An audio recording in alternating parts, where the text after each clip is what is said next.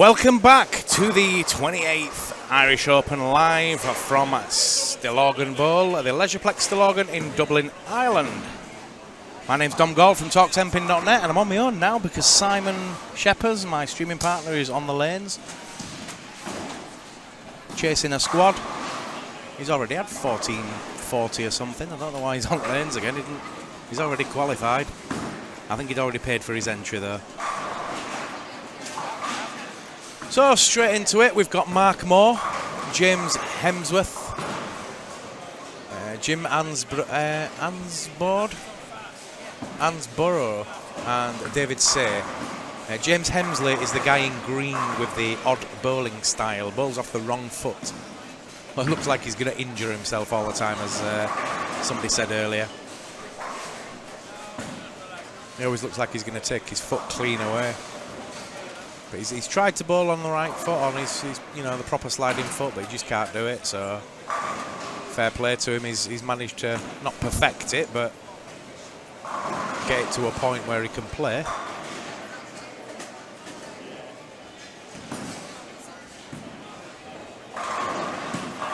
Welcome to Stephen Hahn, Seismic Sean's mate from the USA.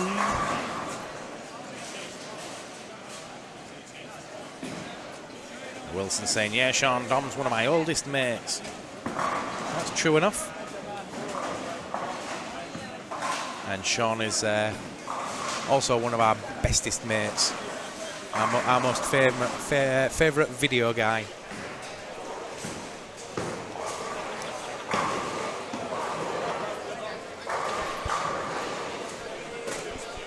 So not the greatest of squads in terms of talent, but that's not to give any disrespect to the players that are on there. They're not the names, but some useful players on there. A few names you may well know, including Mr. Ron Hurt, of course, last year's second place runner-up. And he's opened up with a double. He's just on 7 and 8. He's actually going to miss this streaming pair, but you will catch parts of him to the left of your screen and then to the right of your screen in the game 2.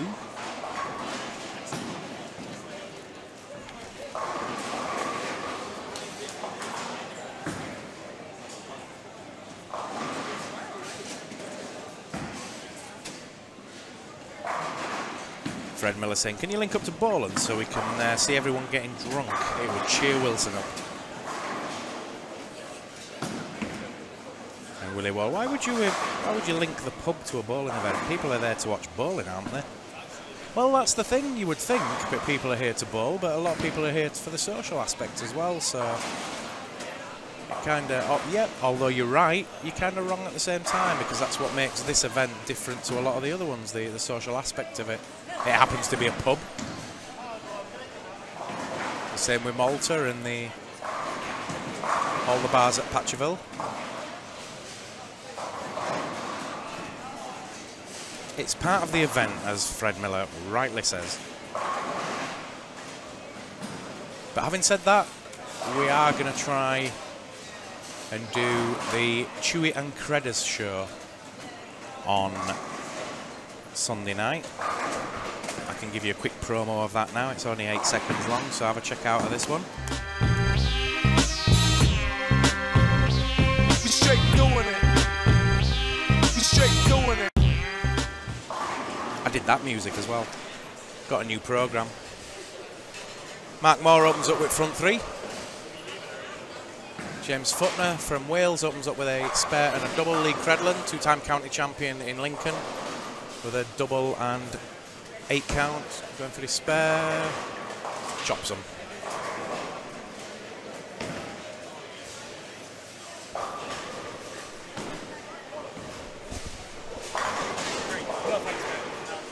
Alright. I'm only live streaming. Give us a minute. What do you want? Coke? Water?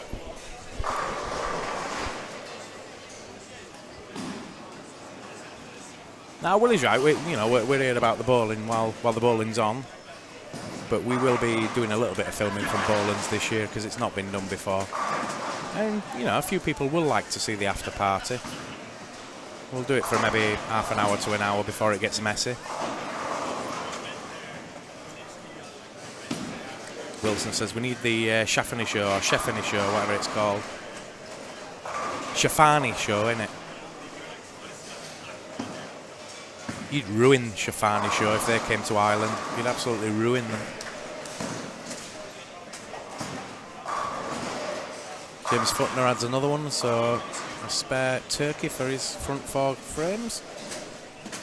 We're just waiting on the scores going in for the squad 13. Ah, the food's here. Thank you very much. Just a bottle of water. Other guys? No, that's for him actually. I've got some milk myself, so just a bottle of water. Thank you.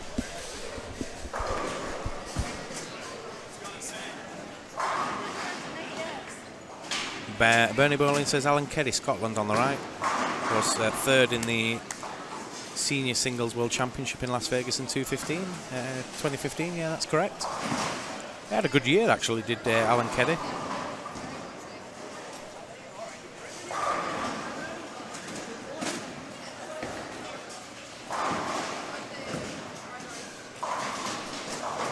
So we'll give it a couple of games and then we'll get the roaming cam. Thanks, mate. We'll get the roaming cam on and we'll go down and see some scores. They don't have any live scoring at this event. It's the old AccuScore CRT monitors, and it's the scores don't really get done until after the 6 games, which makes it a little bit difficult for live streaming. We have to run up and down the lanes to get the scores, but it's keeping me fit. Thanks to everyone that's rejoined us on the chat, to Graham Wilson and Fred Miller, and of course Sean Friendly, our man in the States. You could sit and watch James Hemsworth for a full game though, couldn't you, and enjoy the difference of it. We did actually have a famous female bowler in the UK that bowled off the wrong foot. She was the first woman to bowl a 300 in the UK back in 1983, Gina Wardle, and was inducted into the UK Hall of Fame this year, together with Brian Michael, Paul Moore and Lisa John. Graham Stewart says, time to shine, Jason Agate. The Lash, we call him. He's going to be on the streaming pair in game 2, is Jason. And I think it was the same last year that game 2 he came on the streaming pair and then promptly bowled a 300. So we're kind of hoping he's going to do that again for us, using the Seismic brand. And he's up, actually might do it this game because he's opened up with front 4 in game 1. Sean says James has a remarkably good balance. It's consistently bad, is his shot. Is the best I could say about James's shot. It's A, something not you wouldn't coach. B, something you'd slap him round the head if he did it. But it works for him, so that's the beauty of bowling. You can do what you want. The only goal is to get the ball down the lane and hit the pins. Whether it's on a ramp with a wheelchair, off the wrong foot with one leg, it doesn't really matter. Sean Friendly, Steve Hahn, you have to watch Jason. Yeah, that kid can throw revs. He's not the only one though. There's quite a few in this squad that do like to lash it a little bit. I'm going to spin the camera around a little bit more to the... You see Ron Hurt now. So we'll get the featured pair and we'll get Ron Hurt's pair. Especially for you, Sean. How's that?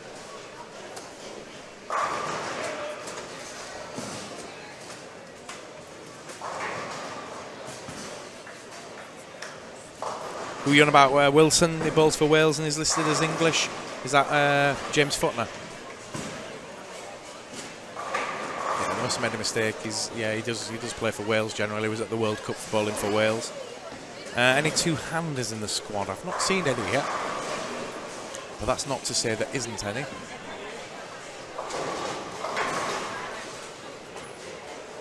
I'll keep my eyes open, Sean, and let you know.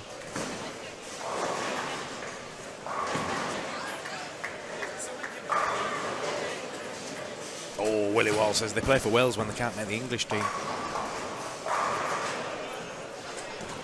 Question is, would you want to make the English team?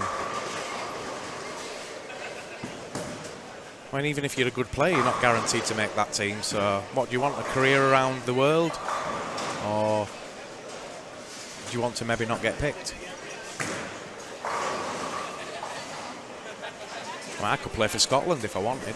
I probably would, because even I wouldn't make it for England. I don't think I could be bothered with it.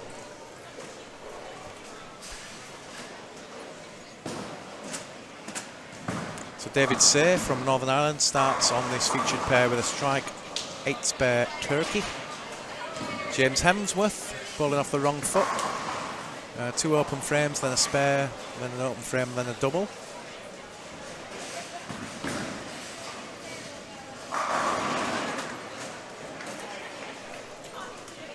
And just in reply to Stephen's comment there, or who is Jason? Jason Agate. He's down on 5 and 6 at the moment, but he will be on 9 and 10 in game 2 on the featured pair, so you'll get a look at Jason.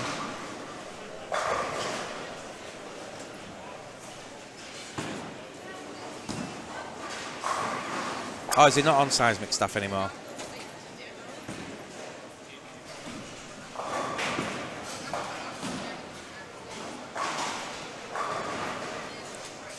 So Ron Hurt opens up with a double, and then a couple of spares, and then a Turkey.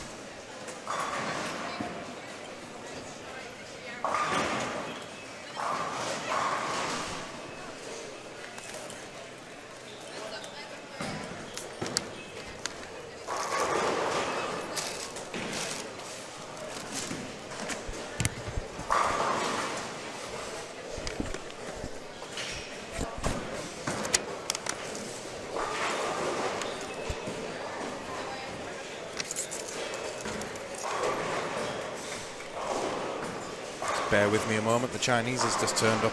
Typical. Now I'm streaming. I'm going to be streaming with a mouthful of rice.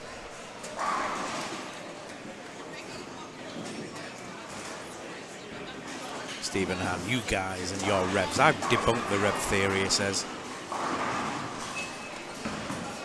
You know what it's like when you're a kid, you see some bowlers that get a lot of revs and stuff, and that's all you want to do. But it's not all about revs, is it, really? I mean, obviously it can help in some conditions and some centres, but not the be-all and end-all. Just looks good.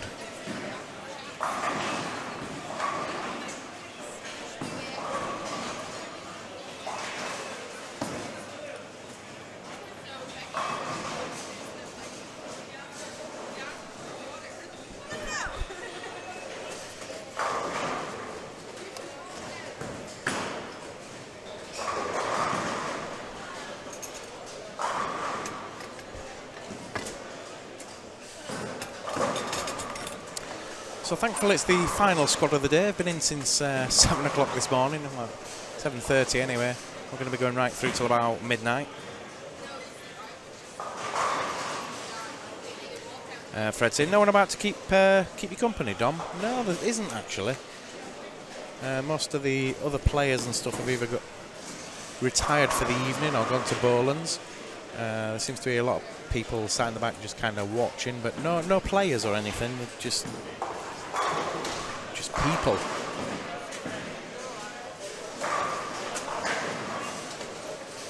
But if we find somebody to interview, we will do.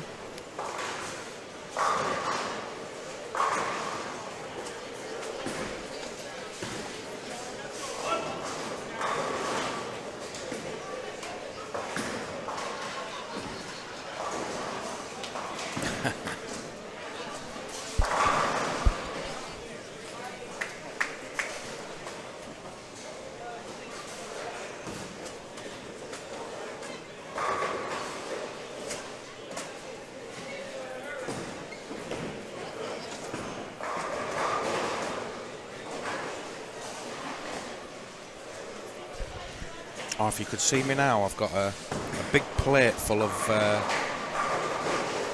chicken and rice from one of our sponsors.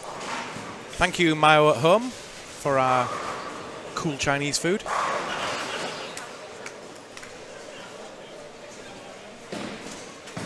And Simon's bowling now. I'm going to eat his as well. Welcome back to Femke.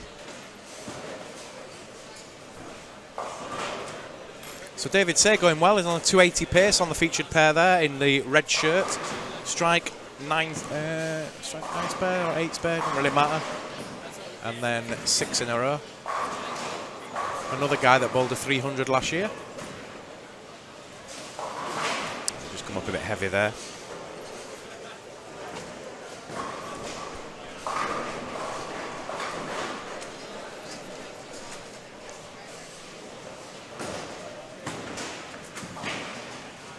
Bernie Bowling says, can you move the camera to normal position? Picture not sharp enough. Yeah, it looks all right to me. It's just to pick up a little bit of Ron Hurt for his American fans, because he's not going to be on the live stream, so it's just to kind of let everybody see a little bit.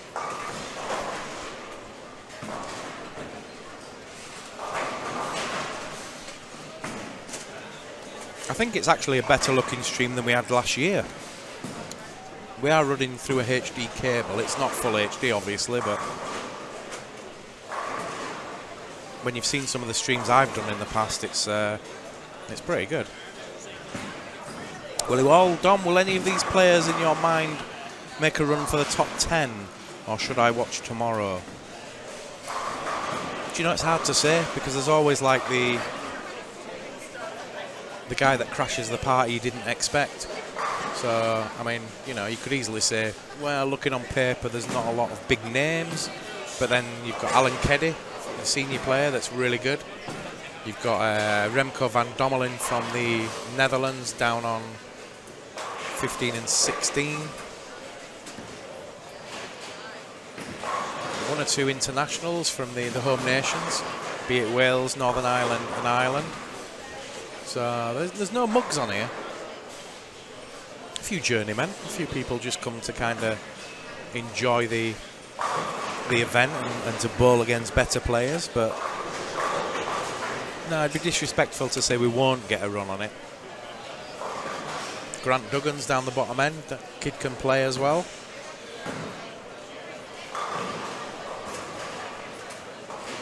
Ron Hurt, of course. Yeah.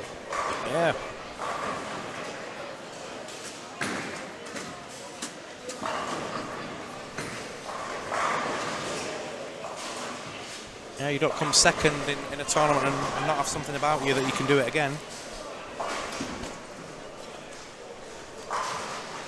And Xander Penny says, I have to say, some of the streams I've seen, this is pretty impressive. Thank you. Very kind of you. I need to actually... You just reminded me about squads then. I need to change the number of the squad to 14.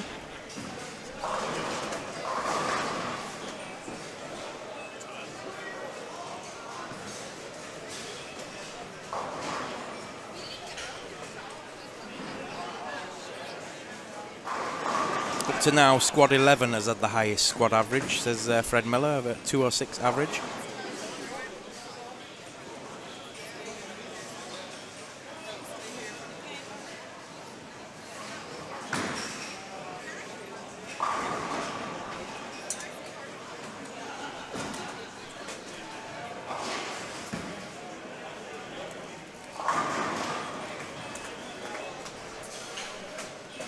I think we hold his own, considering all my equipment cost less than 1,500 quid, and half of that was a laptop.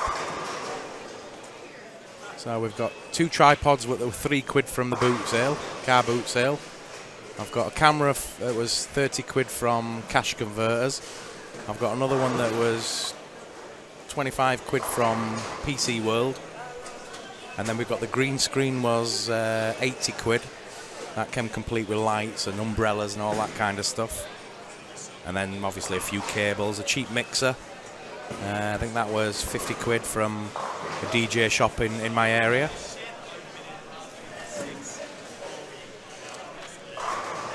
Eat it later.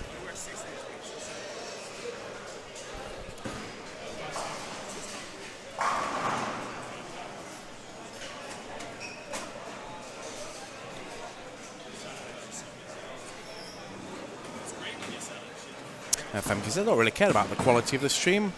Already happy enough there's somebody doing a stream. Oh, very kind of you, Femke. I'll be honest with you all, I don't want to do this forever. I just want to kind of show people a few ideas for when they do it.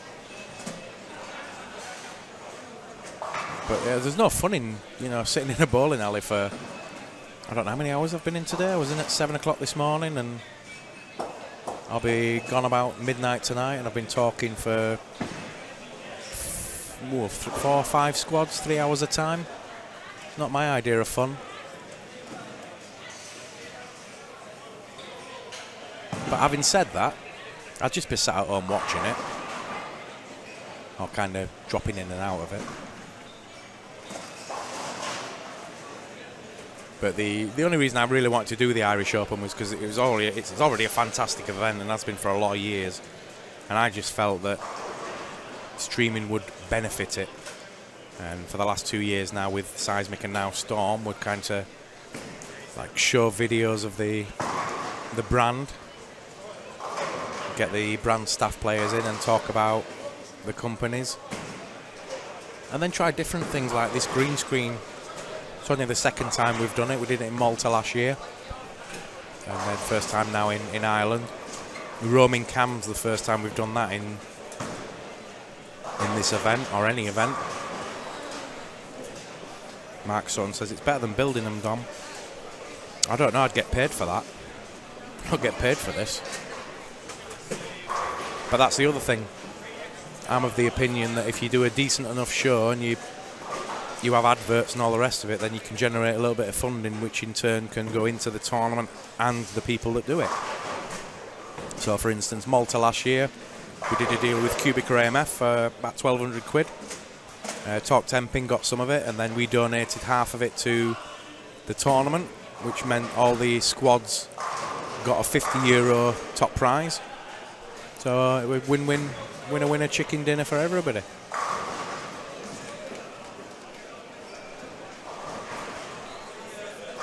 So we'll spin the camera back round now, and speaking of sponsors, we better go to a quick break to see. Let's join the Storm Nation. We'll be back in a couple of minutes, actually 44 seconds, with the next game. It's going to be James Wigmore, James Claxton, Jason Agate and Malcolm Myatt. We've won a lot of professional tournaments. We've won a lot of tournaments worldwide. I mean, we won more in the last 10 years worldwide than any company.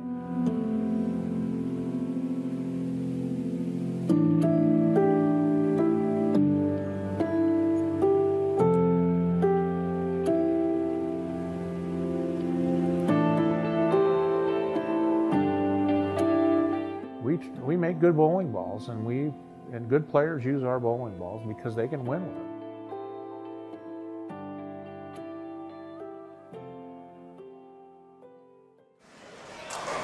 And we're back, and unfortunately he just missed Jason's first shot then. He had a flying messenger. Picks up a strike. James Wigmore opens up with a strike. And James Claxton on the lanes now.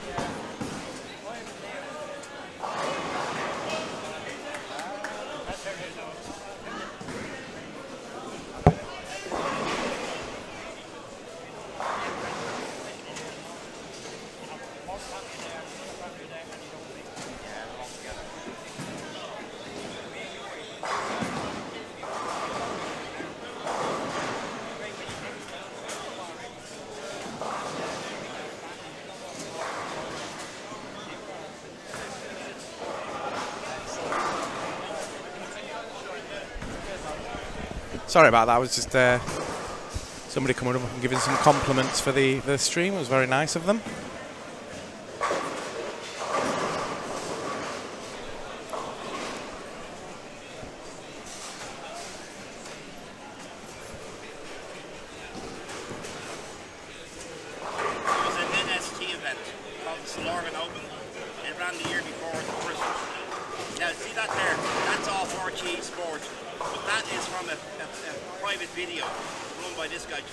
From Norway, so you can use that without any problem on the internet. I don't know what the issues are with that being a television program, you know. Right, excellent, yeah. They're both all shitty VHS. Oh, thanks very much. Cheers, man. Now, I have other years if you're interested in what I just want to do today. Yeah, definitely. Thank you. Yeah, I will be interested in them, yeah. And the okay on DVD. I have 90, and 90 you can use as well because one of our guys shot here. Archie didn't cover it right. I have 90, 91, 92, 93, 96, and 97. Yeah, even if we just put highlights of all of it up, that'd be fantastic. Oh. Book both of those. And he's presentation. Excellent, thank you, mate. See some of the police racing. I've just got the Stillorgan Open in 1989, which was 1988, which was actually the first Irish Open. But then officially it became the Irish Open the next year, as Mark Sutton was telling us earlier. So I've just been given a DVD, so I'll be able to put some of that online at some point. That's fantastic. So what have I missed on the chat? Quite a lot by the looks of it.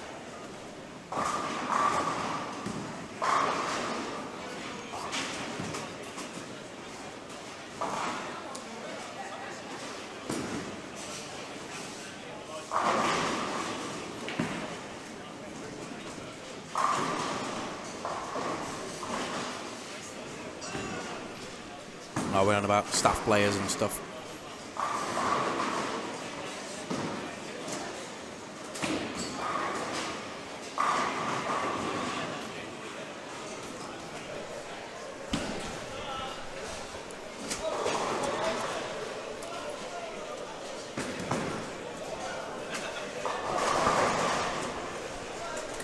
So Jason Gate opens up with a strike, spare, double.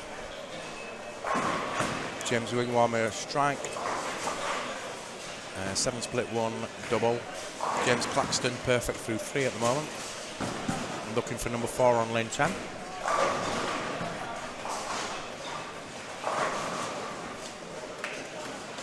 Kenny Jameson has opened up with the front 5. Ron Hurt with a couple of spares, 9 spares and a double.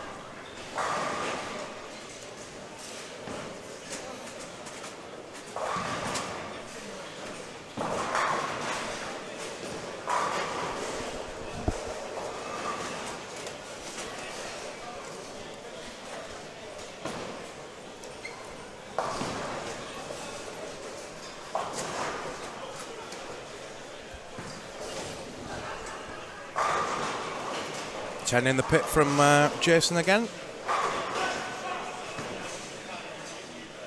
Not going to get a 300 out of him in this game, but we might well get a 280, which would put him probably the best player in the tournament for scores on the live stream over the last 2 years. 300 last year and possible 280 this year.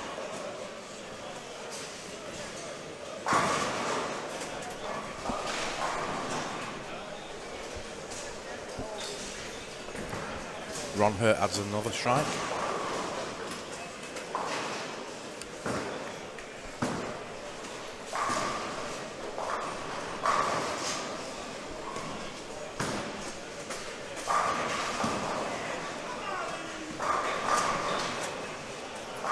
I think he had about a 226 or something, did Jason. Ron Hurt, I'm not sure yet.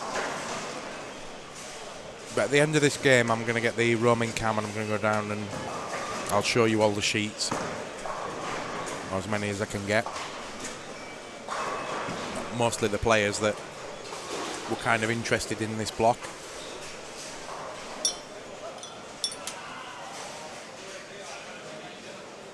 Graham Stewart says, yeah, I had to sub last night for a gate because they had to go pop to Ireland. Yeah, Jason was saying he only really decided to to play last week. He's been up at Alsa today, another centre in Dublin, and he came third in the drop-in singles there, I believe. Shot some big games, I'm told. He's just added another one for four-bagger. Living up to the hype at the moment is Jason. And did I read somewhere that Sam Rose has pulled out now, Fred?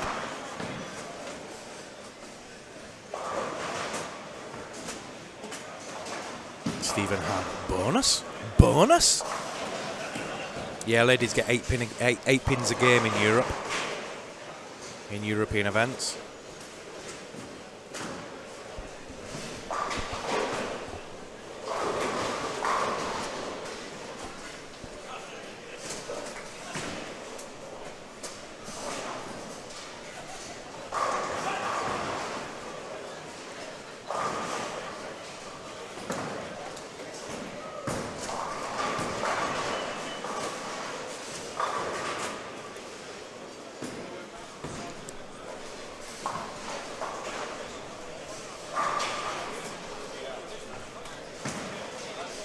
Please bear with me if I go a little bit quiet, because I'm actually eating my Chinese at the minute. It's typical, isn't it? You order it in and it comes just as the squad starts. James Claxton, front 6 now. We might well get the 300.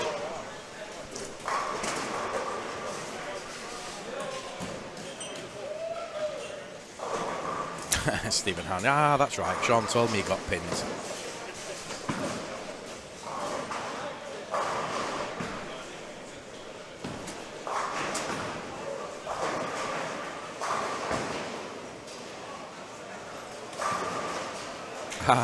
It ran like an EBT, the event you ran with the -49 cut. It ran with like an EBT. Ladies got 9 pins. The guys were not happy. Stephen Hahn says, "Hey, making me hungry. Almost dinner time on the East Coast." I've not got the menu now, so I can't tell you exactly what I've got. But I tell you what, it's nice. Mongolian chicken or something. With rice. Got a bit of a kick as well. Oh, Sam didn't finish that block. He needed to rest up. It looked bad, that injury. Basically what happened was he went through his routine as normal. He's got a big backswing and everything. And then he got to the line, still had hold of the ball, went right up in the air with the ball, managed to hold on to it, a bit like Josh Blanchard did, but Josh fell over. Sam managed to keep it together. But like a 15, 16-pound bowling ball, twisted his back. It looked quite painful.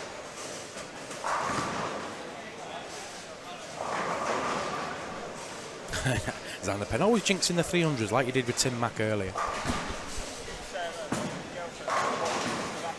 Girlfriend's watching. In Slovakia. Sean Friendly says hi as well. Been raving about you, so you better bowl well. That's right. Jason says, big of a shout out to his girlfriend in Slovakia.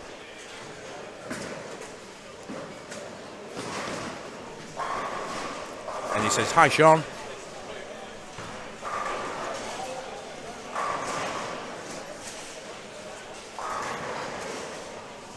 I can't jinx this James Claxton possible 300 though, because I'm not getting my camera out. The camera's already out, so I can't jinx this one. It's up to him.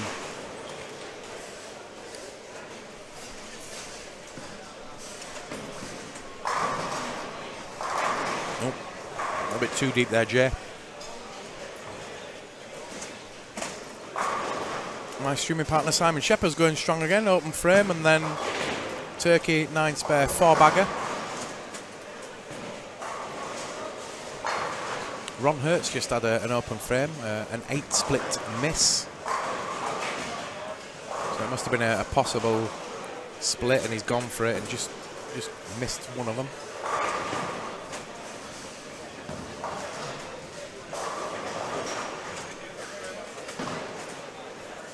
So James Claxton on lane 10 now, looking for the front 8.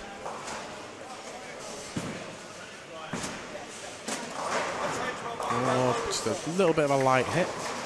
I'm not sure what that ball is he's bowling with it, but it looks like a gyro 1 from circa 1983 or whatever it was.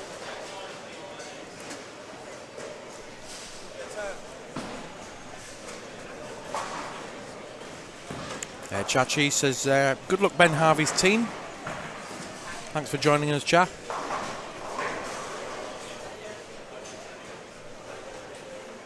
But we'll come to the end of this game, and then a couple of frames into game 3, I'll have a wander down the lanes, and we'll have a look at some score sheets.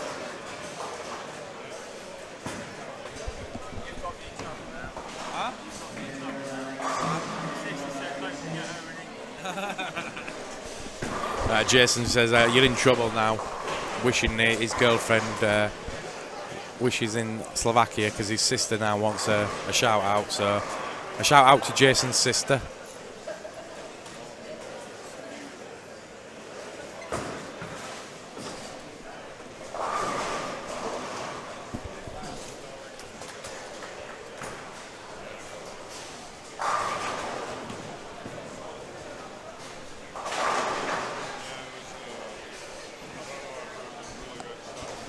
Ron Hurt comes back with a strike after that open frame, on frame 7.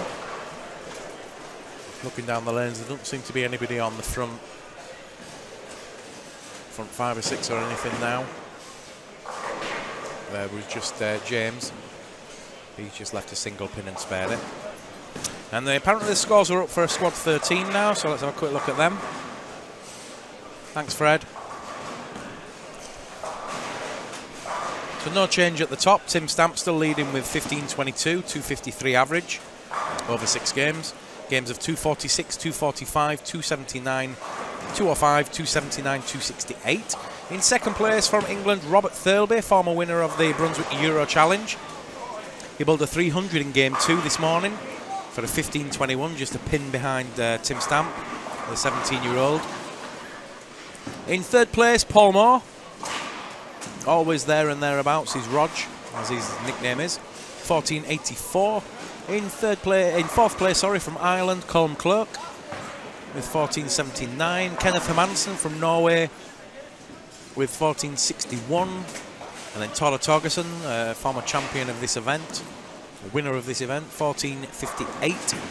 John Bang, also Norway, 14.44. And Petri Kituri from Finland, just 14.41. Jason Bezion-Hout from South Africa. He bowled a 300 in game 1 of the previous squad and ended up with 14.36. Tied with Simon Sheppers from Dutch Bowling TV. And then Stephen Gill, 14.32 in 11th. The top 18 players all over 1400.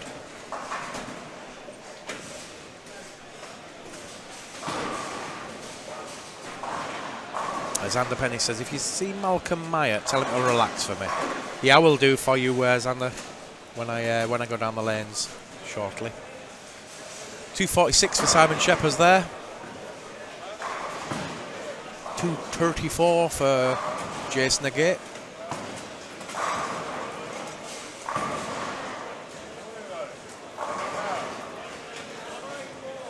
I'll see if we can get Malcolm's attention when he comes back, Xander.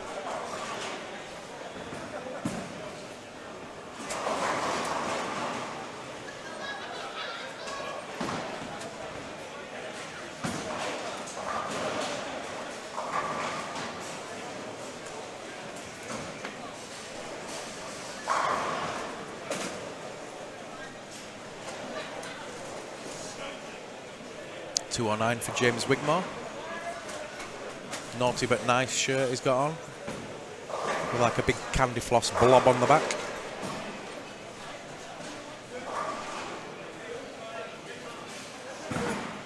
Malcolm Myatt's going to finish with a 182 if he spare strikes.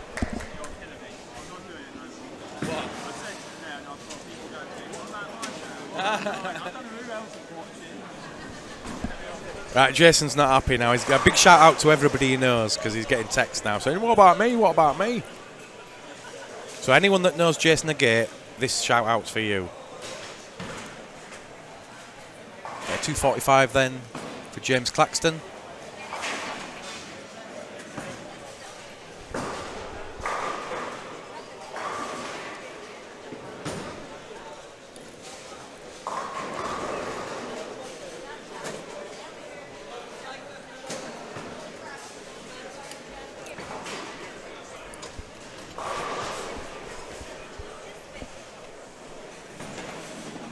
And 182 for Malcolm Myatt.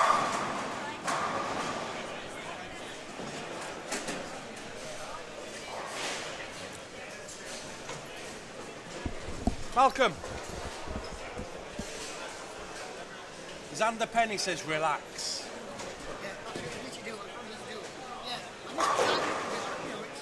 He says he's too tense, relax. Thumbs up, he says, thank you. Mark Duggan says, strike it lucky, Grant. Kiss, kiss. Grant's just joined us on 7 and 8, so you might get a little look at Grant in a minute. Maud.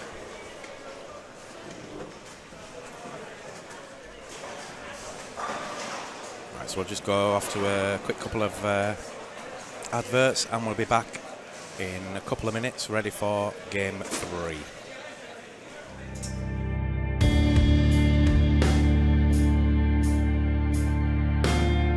We have a tremendous amount of talent assembled in one location, and we all work cohesively as a team to create and make the world's best bowling products. Our job is to give you, the bowler, the best opportunity to knock down the most pins on every shot, every time that you step onto the lanes. You know, we're bowlers, we're the Bowlers Company, and a lot of us work together in many different capacities in order to bring you the finest equipment on the market today. We put a lot of time and effort into development. We put a lot of time and effort into talking to pro shops, consumers, and professionals, amateurs alike, trying to figure out, hey, where do we need to fit something into the marketplace? October 6th, we're releasing our greatest achievement to date, the Lock. It features a brand new cover stock. And we developed the GI-15 cover stock for the new Lock. Game Improvement 2015. So it's designed for players who are looking to get a little bit more out of their bowling ball. And we've wrapped that around a super strong motor, a weight block. We call that the Rad-X. What we're looking at now is a brand new technology that's innovative in how we changed it, but it also goes back to historical success. And with innovation of the new Rad-X weight block, we've taken that sort of design, that success, and we've taken it to the next level. So when you're looking for something that really knows how to corner, something that can come around the spot, the Rad-X is going to be the weight block of choice.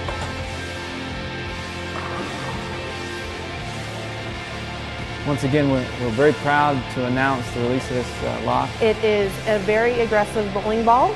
It gives you amazing hitting power, and also it gives you the most forgiveness at your break point. So you can miss a little left and a little right. We are pioneers in reactive bowling ball technology. We've been making reactive bowling balls longer than anyone else. On October 6th, with the launch of the Lock, we will be raising our innovation to a whole new level. Storm is the innovation company. Storm is the Bowlers Company.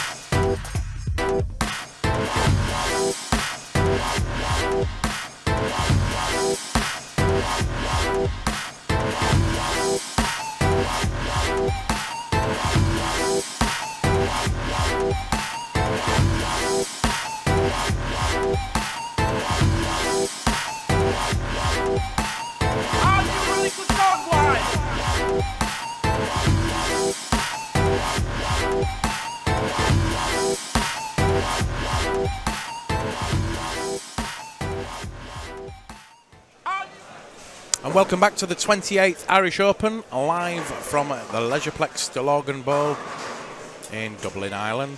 My name is Dom Gall from TalkTenpin.net, and we're just waiting on the players coming up for Game 3. So we're just waiting on 5 and 6 finishing up, and those players will be coming down. We'll let you know who they are. Keep your comments and chat coming in. Thank you to Jason's people that sent a message thanking me for the messages. Thank you.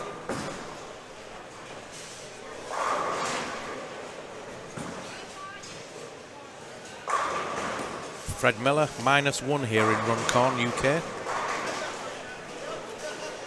And it's just as cold here.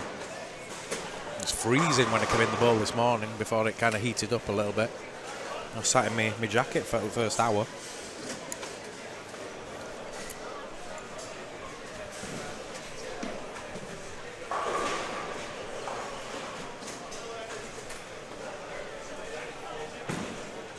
And welcome back to Paul Maker from the Netherlands.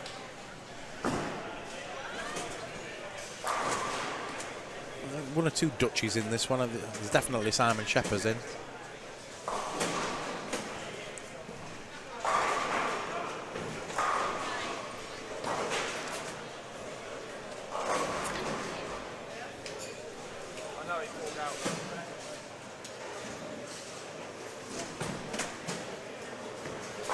Yeah, I've just got Sam Rose's score sheet just been given to me when he pulled out. 210, 185, 226, 212, 216. The 212 and the 216 he bowled while he was injured. So he was doing okay. Yeah, it was 49 over when he dropped out.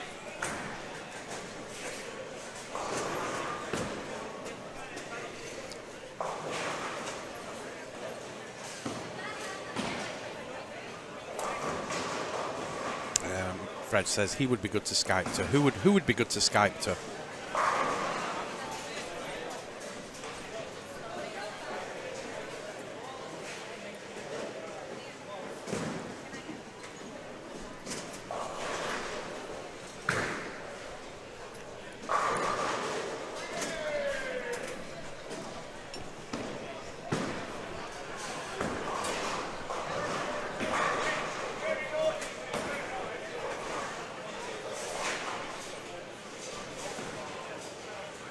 So Kenny Donnelly has opened with front 3. James Smith has opened with front 3. Simon Shepherd's with a spare and a double, all those on 11 and 12. We're just waiting on the scores now coming up and the names. Don Buckley, Christian Carlson, Craig Farr and Vicky Gillespie. Your 4 on the featured pair.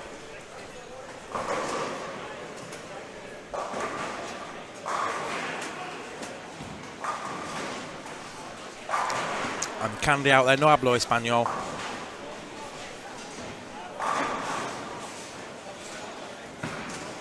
Viva Irlanda, mi favorito. Algún día, primo días, viviré con mi familia en su hermosa paz. Somos de México.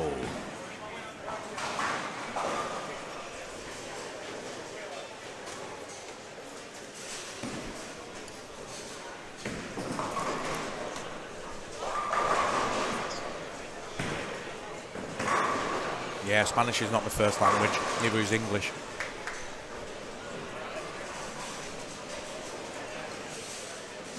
Mark Heath on Dom. Tell Fraldy frozen rope. I will do. I don't think he's in. Not seen him anywhere. So I've seen him wander over to Boland's 2 or 3 hours ago, and they've not been back since.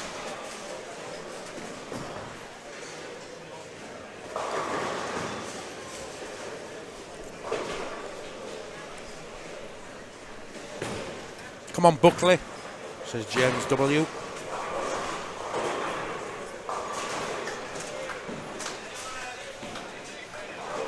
He's opened up with a strike.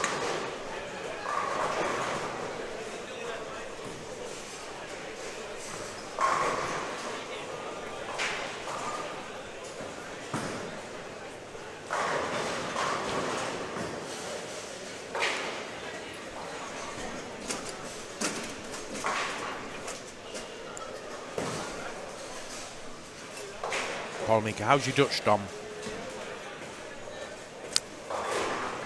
I don't even think I know one Dutch word. Marcel van der Bosch.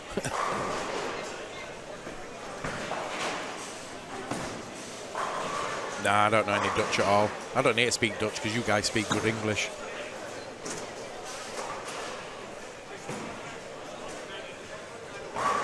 It's just lazy Americans and lazy UK people, lazy English, that don't tend to learn another language. If you know English, you kind of stick with that. It's all the other countries that are happy to learn English. I am trying to learn Spanish. My little 6-year-old's teaching me it now. Obviously, she's bilingual, being half Venezuelan.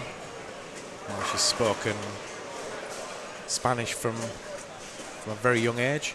We looked into it, actually, and if you want to teach a kid to be bilingual, you've got to have one parent speak one language, one parent speak another language, and never, ever change. So I speak English, and she speaks Spanish, and the little one speaks both now. Oh, Ricky Fraldi is there. He's on 7 and 8. Double. 9 spare. 7 spare, is it? And then a double.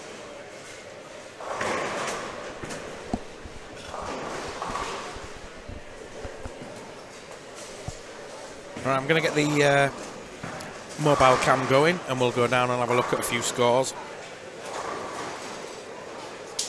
So the roaming cam is on its way.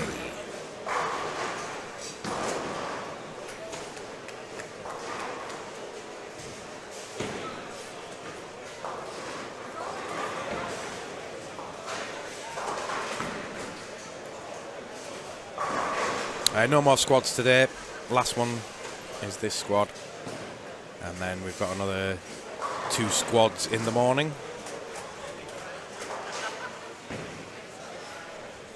Sander Penny says, my sister is studying Japanese. She's actually really good at it. I'll just stick to English, she says. Japanese is supposed to be a really hard one. I'm going to have to learn a few Chinese words, though, before October, going to Shanghai for World Cup. It'd be nice to at least say hello and thank you and stuff.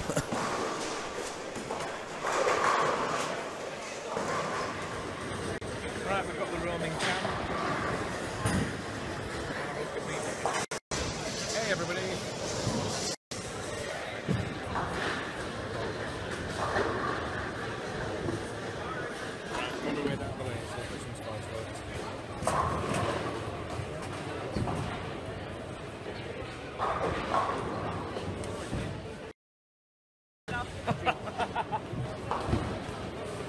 Excuse me, please, sir. Thank you.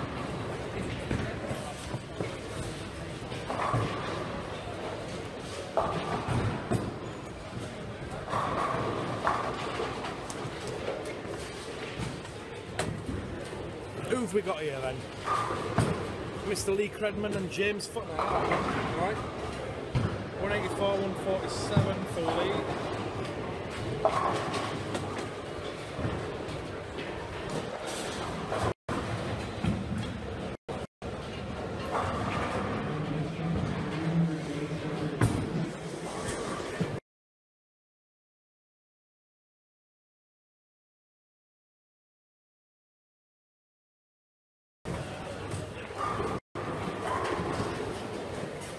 Alan Kenny.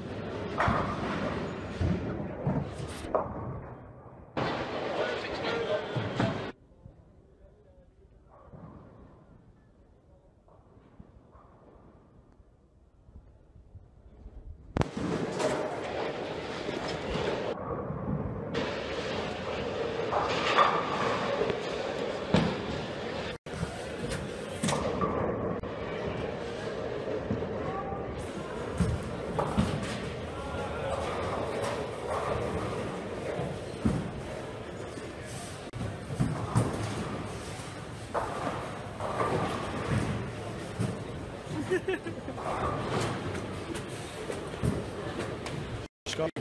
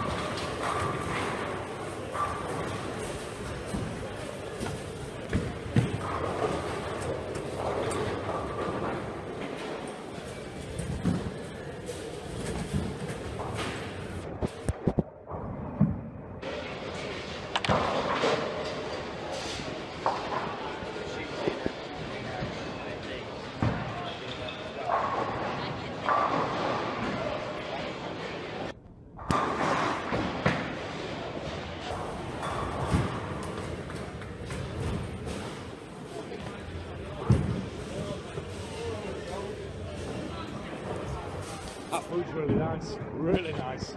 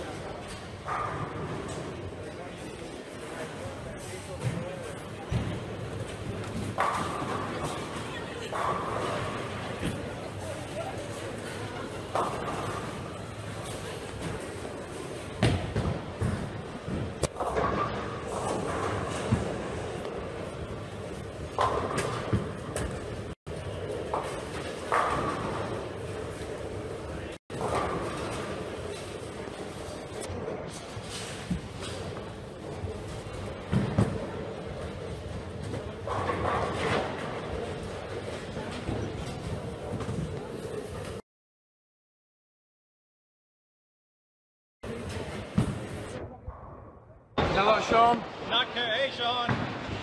They're all watching. Yeah, they're all watching.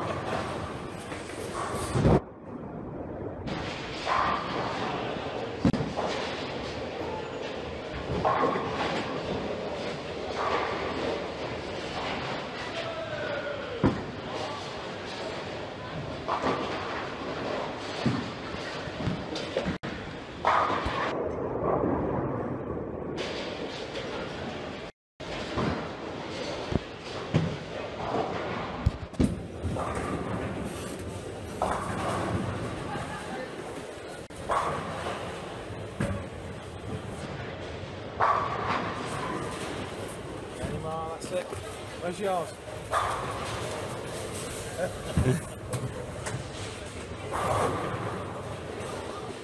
Sorry, Matt. Thank you. Yeah, you can have those now.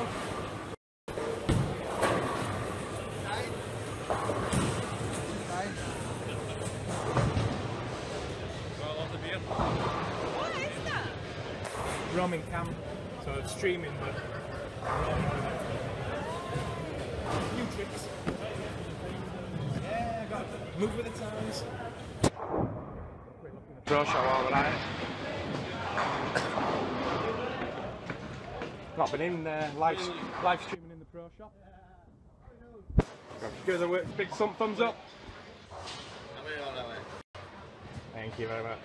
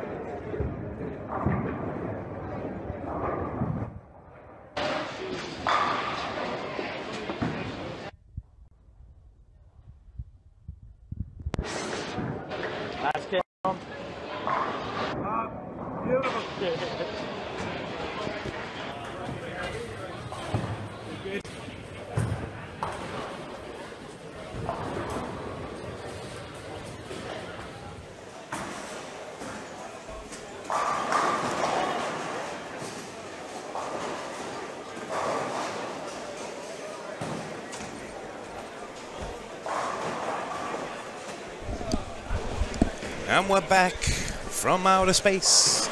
We've got Christian Carlsen on 7 in a row.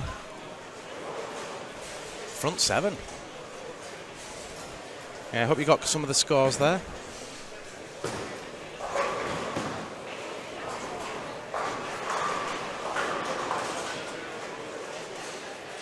Yeah, it gets a little bit jerky, does the roaming cam. We're still trying to perfect it. It was kind of a last-minute inclusion, really. I wanted to do it, and Matt and Simon was, come on, let's do it, let's give it a try. And at least it's kind of working a little bit, because we're getting some scores. Oh, man. I was just filming that girl then, and she's going to see herself on telly. Oops.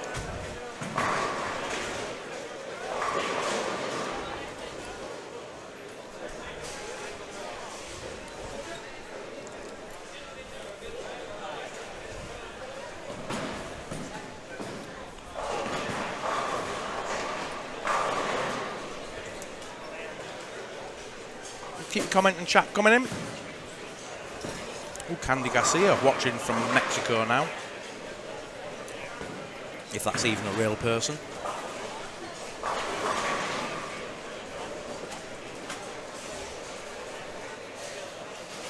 Christian Carlsen, front 8.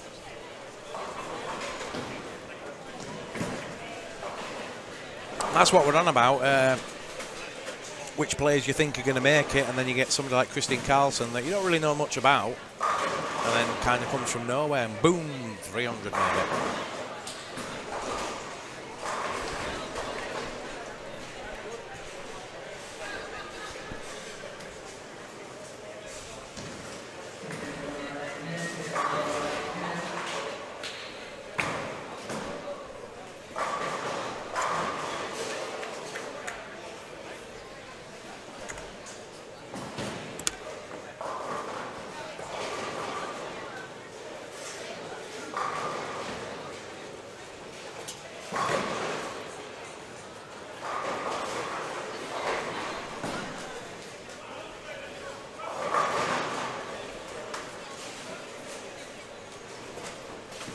Tenpin.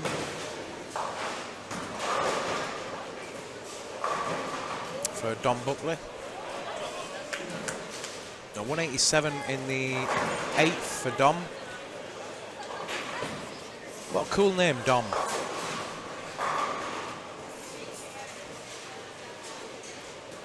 .187 in the 8th and a 9, a possible 9 spare in the 9th. Oh, he's missed it.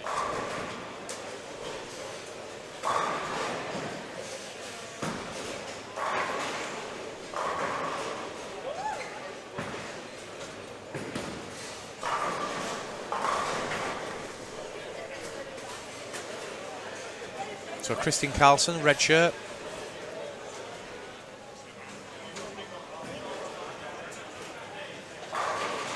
Front 8.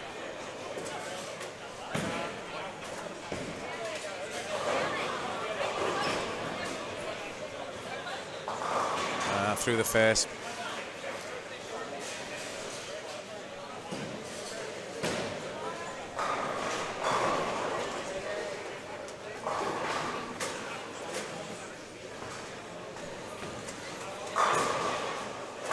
Looks like Dom Buckley, if he strikes out, is going to shoot 226. Vicky Gillespie can go out for a 201.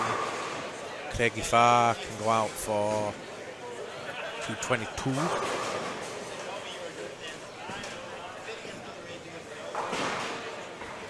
a possible 278 on the board for Christian Carlsen. So I'll be back in a moment. I'm just going to take a short break for a bathroom break.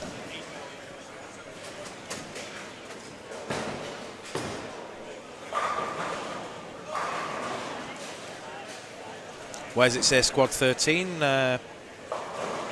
Fred. Game 3 this is, Willie Wall. Bear with me a moment, I'll be back in a few moments.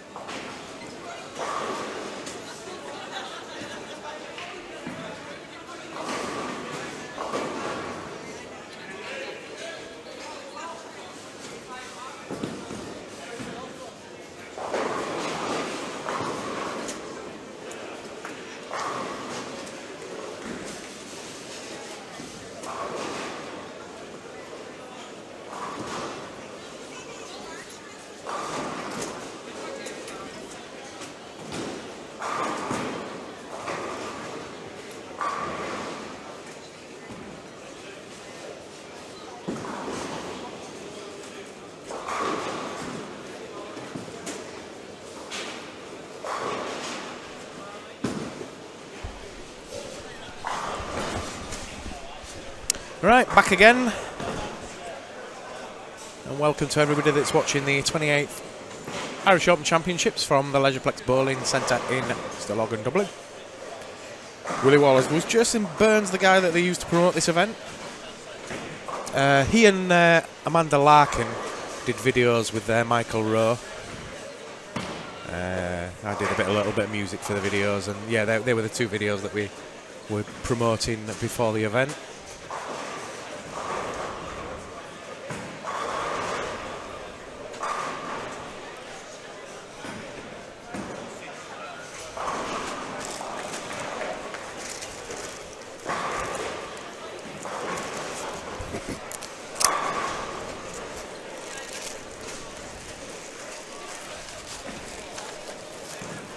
Right, where are we?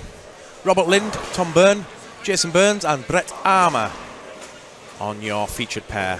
Jason in the blue trousers now. Just comes up light, leaves the 2-8 sleeper. Hope you're all enjoying the show so far. Apologies for not as much commentary in this one. My streaming partner's on the lanes and there's nobody really to get behind an interview. If anybody passes by, I'll grab them. Come and talk to me. Please, come and talk to me. I'm lonely. I need a friend.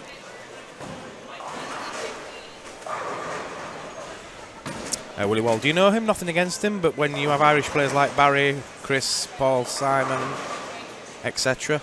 Hey, Paul Simon, an Irish bowler. I used to love him in Simon and Garfunkel.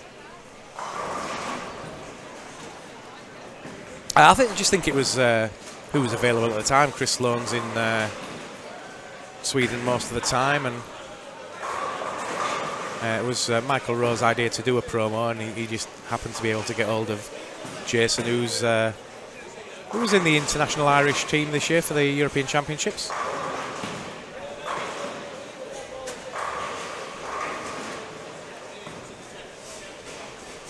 I get what you're getting at, though. You know, use the best players in Ireland to promote the event, maybe. But it didn't matter. There were two pretty useful videos that Michael produced. I thought they were really good. It's the kind of thing you want to inspire. I was on with Michael last year saying things that we should be doing, you know, prior to the event, a few promo videos, and I'm really glad that they took it on board and they did it themselves. It's saved me a job. Onwards and upwards, as they say. Next year will be better videos. Shot, Jay.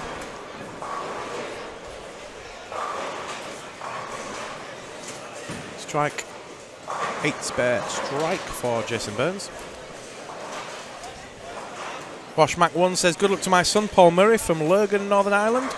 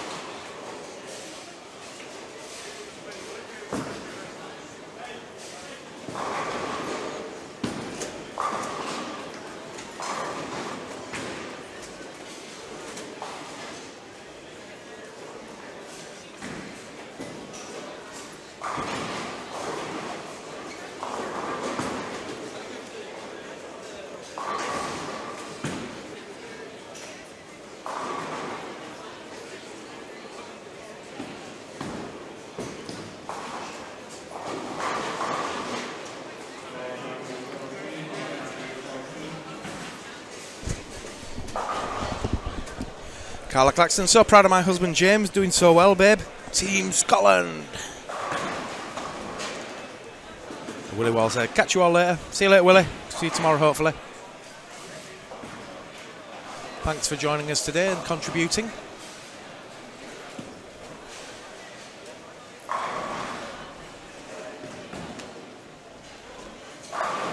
Big smiley face from Al K. Jason Burns adds another strike, so strike 9 spare double. James Bradford starts with front 4. on 7 and 8.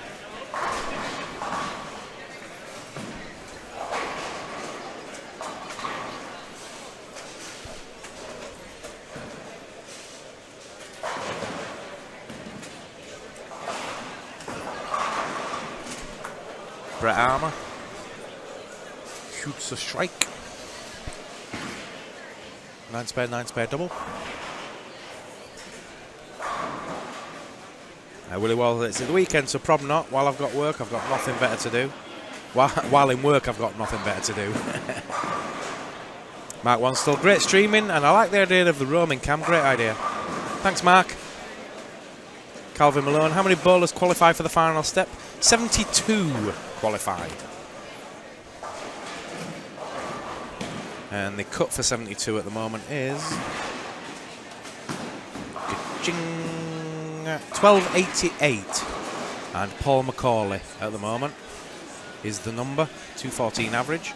Outside the cut includes Jos Bakker from the Netherlands, Aidan Byrne from Ireland, Peter Sampson, England, Jamie Bottomley from England, who's on the lanes at the moment, Andy Gillespie from Scotland. Elliot Crosby's outside the cut at the moment. Who else, names-wise? Mark Kerr, Scott Walmsley, Stephen Gator. Grant Duggan is outside the cut, but Grant's on the lanes. Ashley Gill, Gary Redpath, Charlotte Rathbone, Paddy Dunn, Stephen Dunn, Eric Garder, Billy Nimick, Christian Carlson, Ben Harvey, Gemma Sappis, Greg Farr, to name a few. Brett Armour's outside the cut. David Say, Selwyn Morgan, Nut Hansen, to name but a few. Lauren Duggan.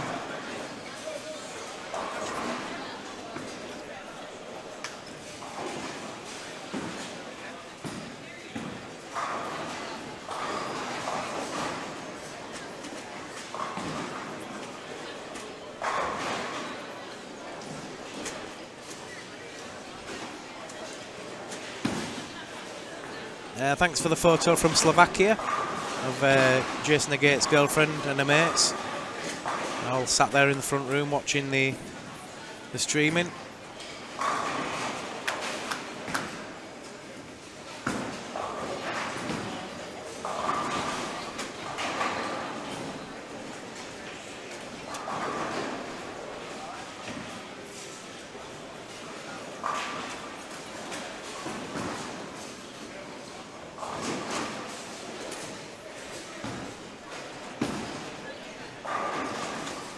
Lee Miller, great streaming. Dom, come on, Brett. Can't believe I'm not there. Really won't. Lee Miller only drinks Smirnoff Ice anyway. Xander Penny asking again what the cut average is. What did I say? 217.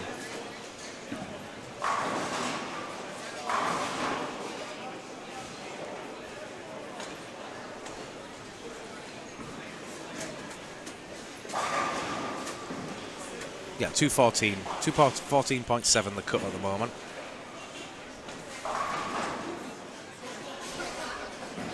Mark One still. I think I may have to give this a go next year with my little speed zone. She's a machine when she's warmed up. Just ask Jason Agate.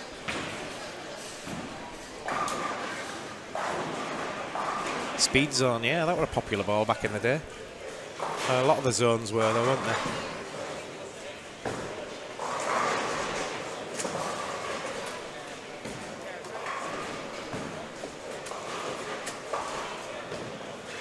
So what's this, game 3? I can't remember now. I think this is coming up to the end of game 3. We're only halfway there, not even halfway there yet. Man.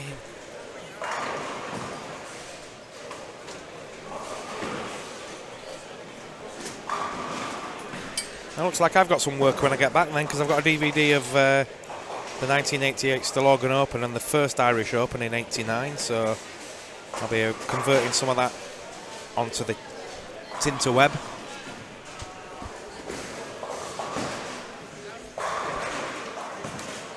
Thanks to Paddy Gibbons for that.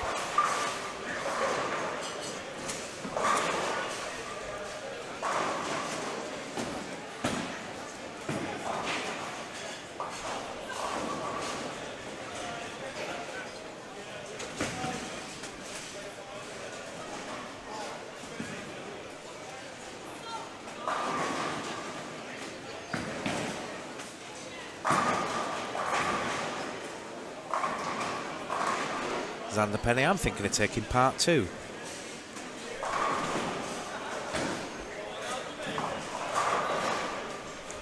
You're all welcome to Ireland. You're also all welcome to Malta in June. If you just go on Facebook and look for the 25th Malta Open and look at the details for that tournament. Or you can go to EdenSuperBowl.com. E-D-E-N, EdenSuperBowl.com. That's another event a lot like this one. Players come for as much for the crack as they do for the actual bowling. The Malta Open isn't on the EBT. It has been on the EBT. Very competitive, just like this one. But the beauty of Malta is it's hot. The bowling centre is literally 3-minute walk to the beach. The hotels are probably a minute, 2 minutes even. And then the bars are 4 minutes, if that. So everything's in the right area. Oh, Jason trips out up in there. And having a decent game, 139 in the 6th with strike working in the 7th. Probably the pick of the players on the featured pair at the moment. Oh, actually not, no. Robert Lindon, 148 in the 6th with a spare in the 7th. Esther Janssen, what's the top 20 now? I will tell you, Esther.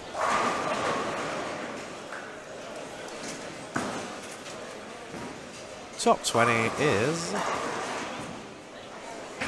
a 232 average. 1394, and Jason Burns is the number on top 20 at the minute. Inside the top 20 includes Jason, Sammy Lampo, Barry Foley, Chris Sloan, Alan Bride, Kira Ray, Patrick Yannick Sorensen, Adam Michaels, Ron Hurt, Stephen Gill, Simon Shepherd, Jason Biziendhout, Petri Katuri, John Bang, Tora Torgerson, Kenneth Amanson, Colm Clerk, Paul Moore, Rob Thirlby, and right at the top there, Tim Stamp, 1522.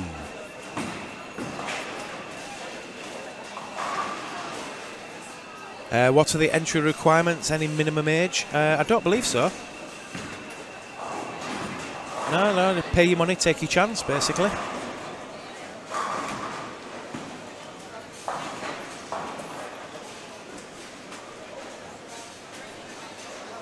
That's for this event and for Malta. Just enter and come.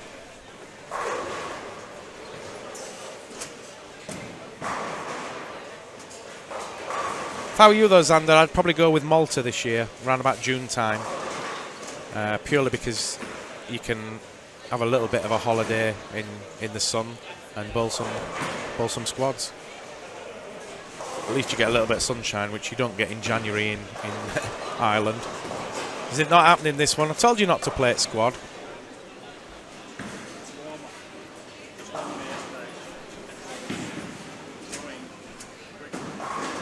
Yeah, I said don't play it.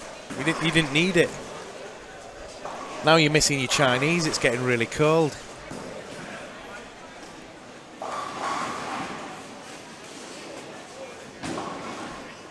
Simon Shepherd is right in front of me. Simon, we'll give you a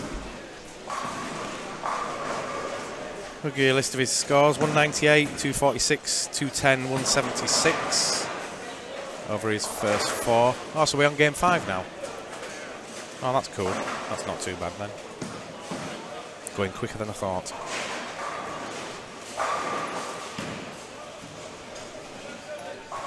Or are we on game 4 and he's just finished?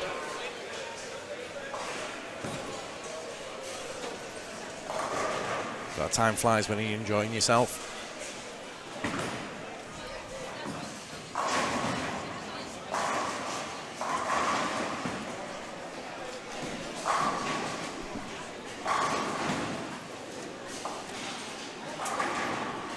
Graham Stewart says hi to Simona and Pete, Jason's girlfriend and dad.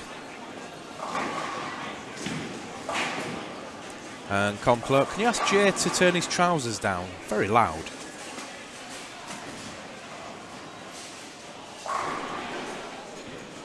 Jay as in Jason Burns. They're very blue, aren't they? Electric blue.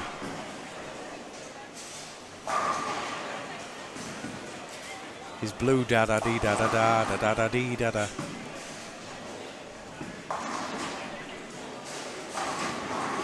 There's Tenpin. I'm starting to look at abroad events. We have a property in Cyprus, but there are hardly no events over there now.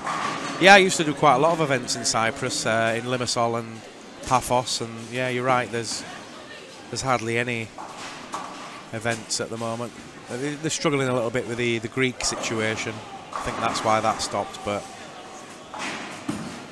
I expect to see a Cypriot event soon. And to be honest, actually, Xander, I think there was one coming up in a couple of weeks. I did have some details on Talk Tenpin for it. I'll try and search them out and repost them this week. Have you got a camp bed in the back of the bowl, Dom? Ah, that Leicester, yeah. Simon's lady. Nah, it's only about I don't know, 10-15 minute walk to the hotel. Kind of use that walk to unwind after the stream and then go straight to bed. Shower and bed. It's going to be another long day tomorrow. Hopefully I'll be in bed for just after midnight tonight. And then in again for the 8:30 squad, I believe, in the morning. Just let me check the lists. So Saturday morning, 8:30. And then we've got the final squad at 12:30. And then the Desperado at 3:45.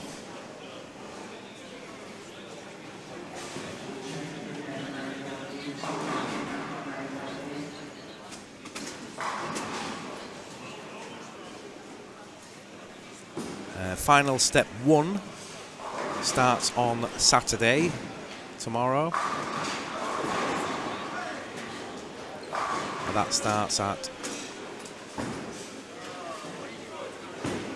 17:15. And then 7:45, final step 1. All right, yeah. Final step 1, players 37 to 72, play at 5:15, and at 7:45, final step 1, players 1 to 36.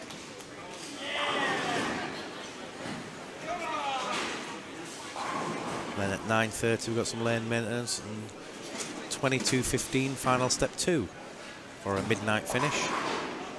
And then we're in Sunday at 9 o'clock for final step 3.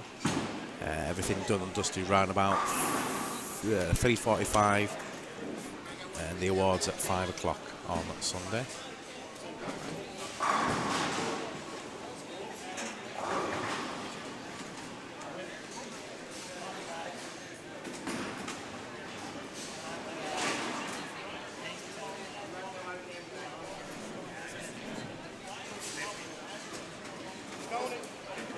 Going in the right direction now.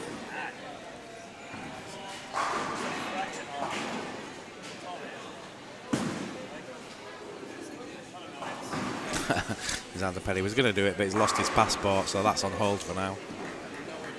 You'll need a passport to come to Ireland, mate.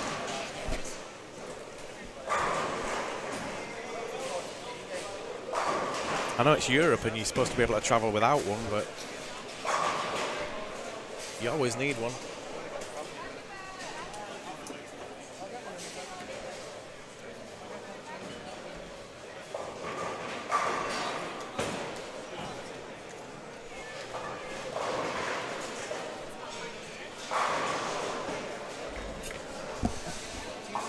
No, thank you, mate. All right, yeah.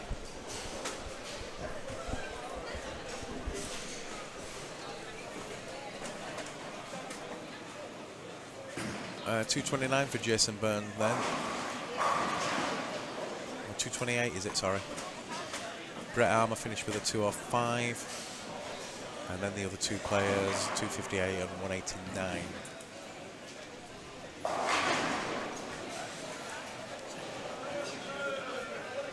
Who've we got on now? Well, looks like we've got Credders. we've got Credders on the stream. I don't know if Chewy's still here. I would expect a bit of noise.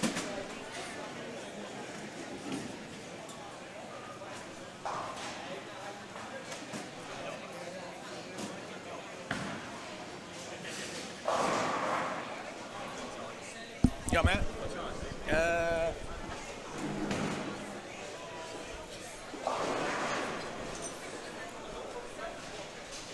You got it?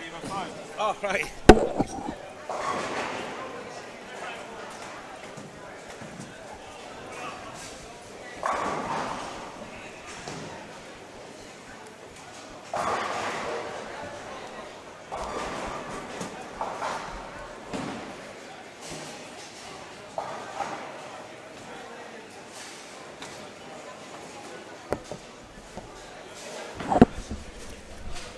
We'll let them get started again, and then I'll have a wander down the lanes, and we'll have a look at some scores again, get a rough idea of who's going to be coming into the virtual studio at the end.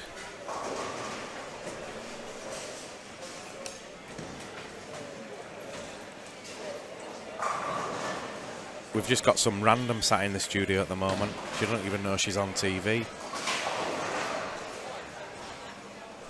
She's playing with her phone. Totally oblivious to the fact that she's on TV.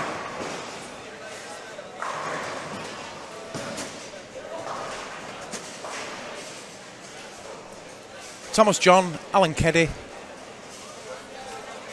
Lee Credland and James Futner are your 4 bowlers for your viewing pleasure.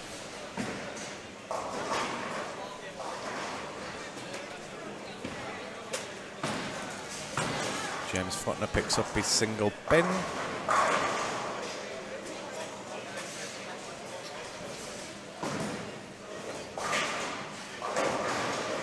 Ah, yeah, back to the a little bit higher. Yeah, Xander Pennett's the soft toe. Yeah. Yeah, a mate of mine's running it.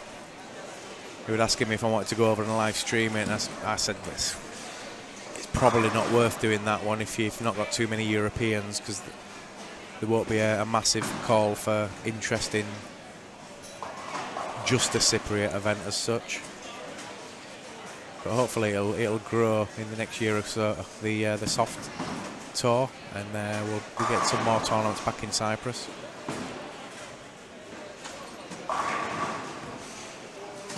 Alkay says, "Come on, Alan, go Team Scotland."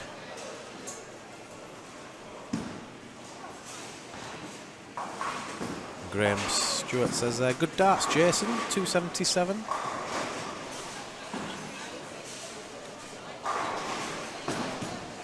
Right, let's get the mobile cam up and running, and we'll go down onto the lanes.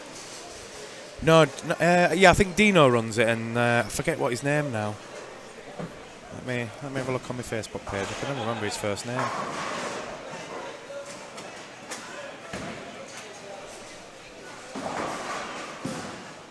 Yanis Haji Charalambus.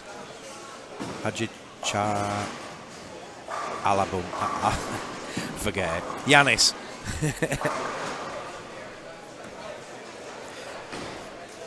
Yeah, it's been a while since I've been to Cyprus. I'm a bit out of touch with the names again. I used to struggle with a few names out there. Hadja Toffis or something. We used to just call him Toffis. Right, going down the lanes, have a look at some scores. Be back very shortly.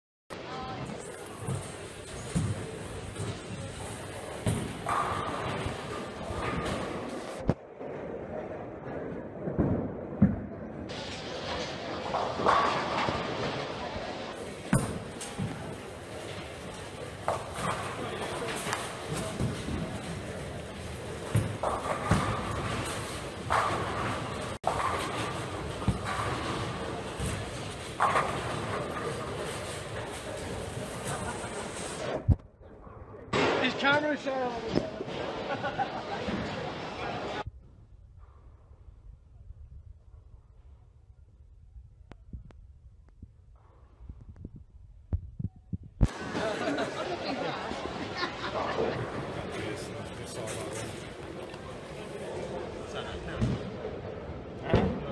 No, no, from stream. Just the stream. About stream. Yeah.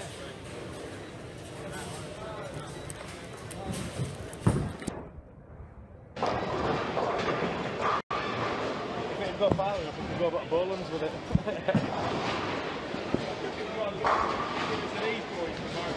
Yeah, I'll never see it again.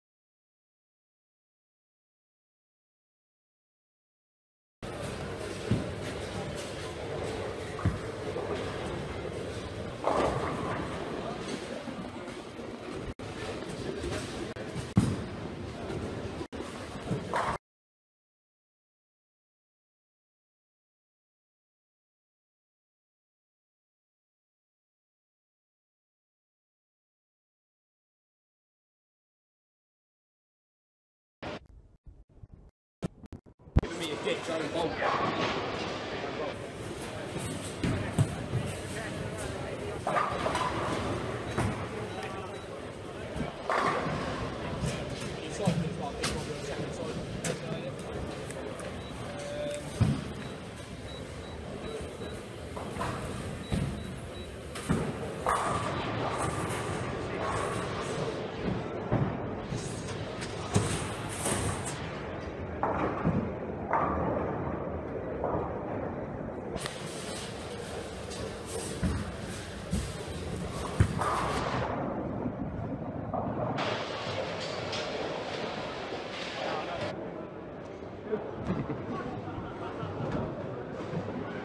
Never lets me down.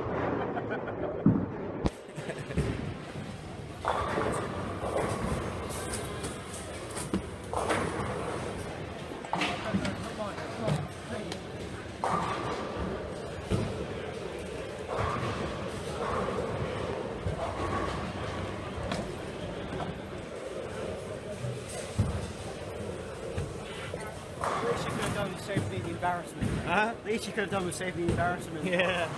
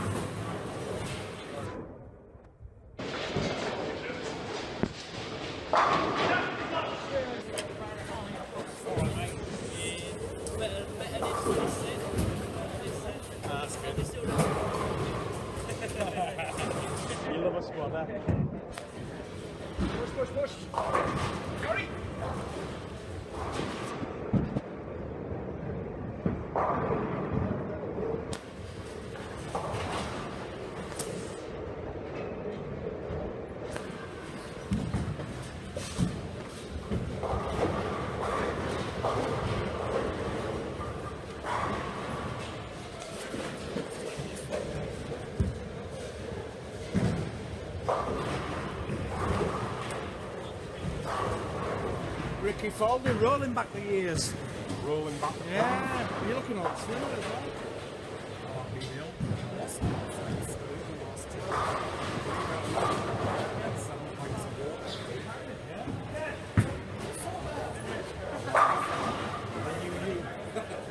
Does it feel a bit weird being in Ireland? Yeah.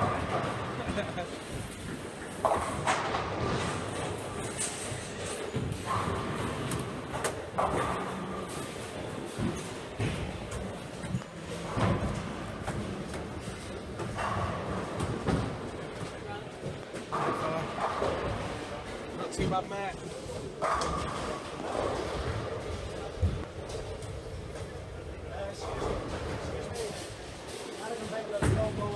Yeah, but I'm standing prepared every shot. Every shot is like on a standing prepared. You gotta keep it moving, please. Yeah, but we have problems all the time. Where? And the guys dropping things on the legs and the things in it. We've had no complaints ever since.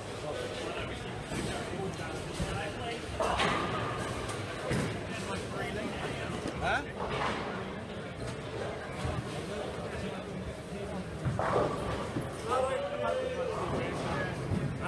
Yeah, pin and then a screw fell out of the machine.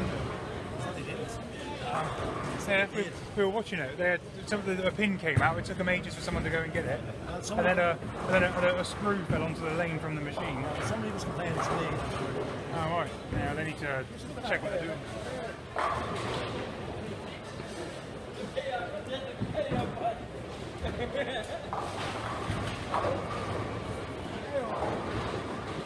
Right, chew it.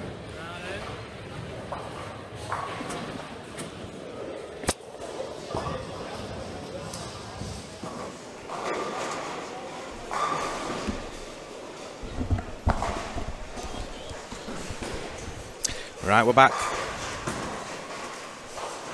Welcome to the 28th Irish Open live from the Leisureplex Bowling Centre in Stillorgan, Dublin, Ireland.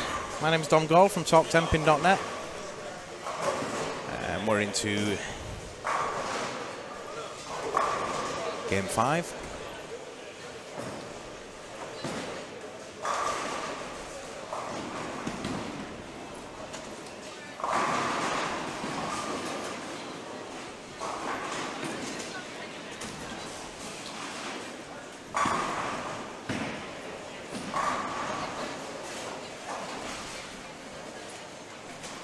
So your featured pair, James Futner on 129 in the 6th with a strike in the 7th. Two-time county champion from Lincoln, Lee Credland with a double after 66 in the 4th.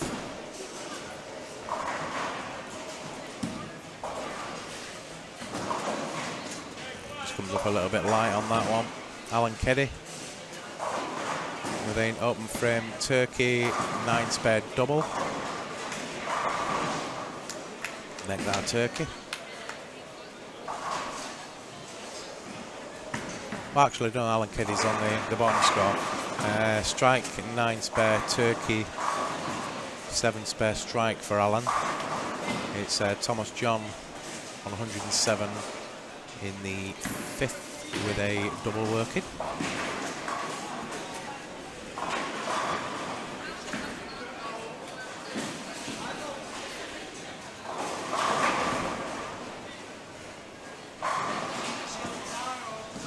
Ben Harvey going okay, a couple of spares, and then he shot a 5-bagger in frames 3 through 7.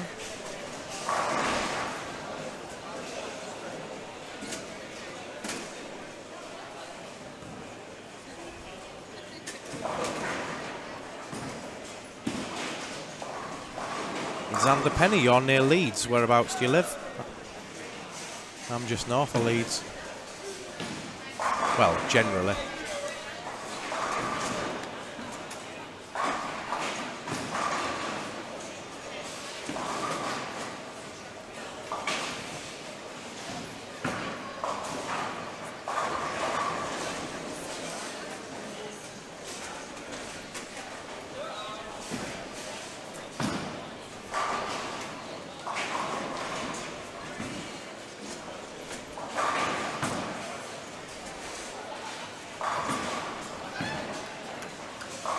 Ben Harvey adds another one for 6 in a row now.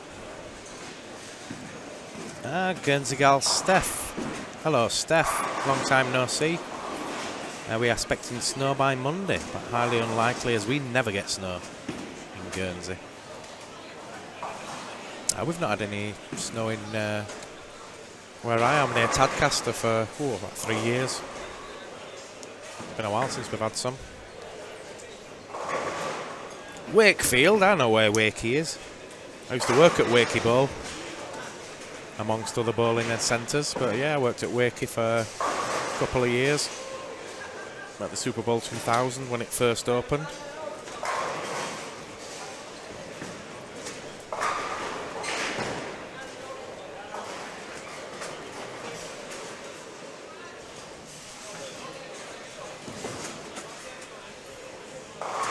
I'm just up the road from you, Xander, Church Fenton.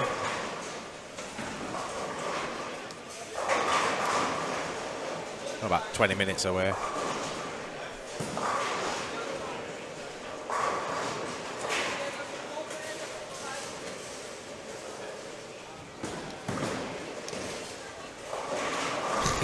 Okay, love the shaky wakey right next door to Ponte Carlo. Pontefract's where all the cakes come from. And Haribo. We've got a Haribo factory there, I think. Kids and grown-ups love them so. Thomas John on a 4-bagger, 107 in the 5th with 4 strikes working.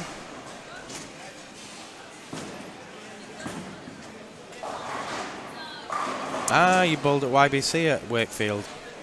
Yeah, I don't think they didn't have a junior league when I was first there. I was there for the first couple of years when it opened, and then I moved back to Leeds. I went back to Merrion Centre Bowl. They passed me over for chief mechanic, so I went nuts, and I just thought, I'm not sticking around here. I had more experience. Well, I had like 4 years experience of 8270 machines, and they give the chief's job to a car mechanic. Fair enough. Yeah, it was only because I was 18, 19 at the time. I thought, well, you're going to pass me over now. I'm not interested. See you later. I went to Leeds for a while, and I also had a stint at Keighley. A little stint at York as well. I didn't like staying too long. I'd work for a couple of years in the centre and then get bored and go to another one.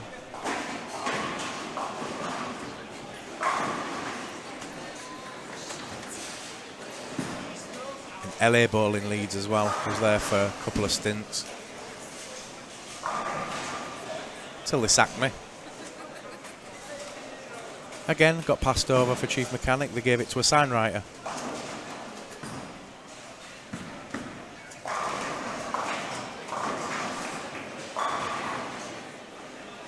Xander Penny, yeah, sometimes bowl at Leeds. It's just gone downhill now.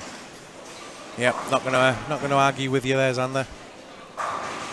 That was the centre I grew up at. I bowled my YBC at Leeds.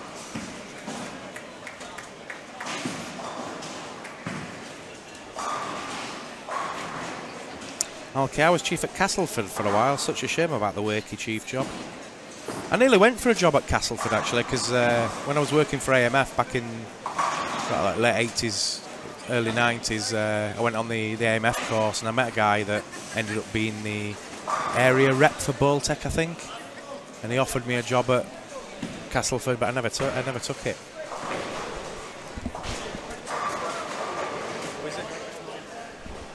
All right, front 9, Greg Marcus.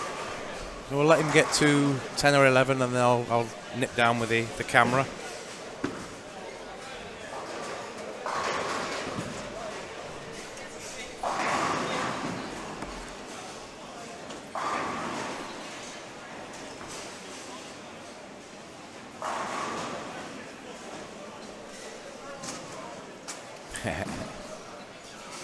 Never mind, Simon. I still do a little stint mechanicking now and again. I help Dave Granger at Shipley when he's short of a tech, but it's not often, maybe once a year. Just pin chasing, pretty easy. Front 9, yeah. Greg Marcus. So we'll let him bowl a shot or two, and then we won't jinx him just yet by going down.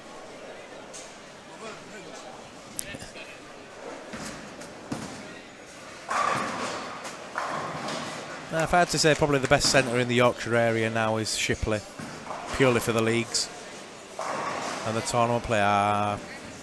Single pin left for Greg Marcus, so I'm not going to need to go down to that lane. Trying to think where else I worked. Oh yeah, I worked at Huddersfield for a while, UK Super Bowl. I used to do 3 shifts at Huddersfield, and then they had a few centres, so I do 2 shifts at Harrogate as well. Mick Mitchell, who used to run those centres.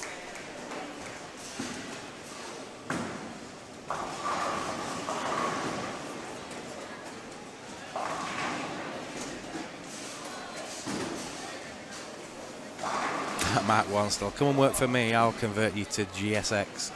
I had a little go on GSX, or GS10s they were at Selby. Used to do a few shifts for Dave Wardle at Selby. I never really liked the Brunswick machines, because I grew up on the 8270. Well, 8230 to start with.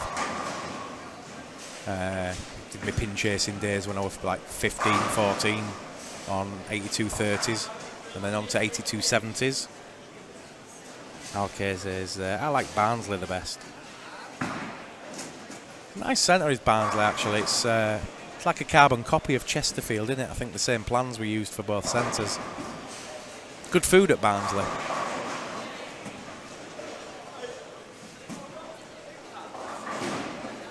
£1 a game for league bowlers at Barnsley, says Xander. It's a game changer. Cracking lanes too, well kept. Or kept well. £1 a game?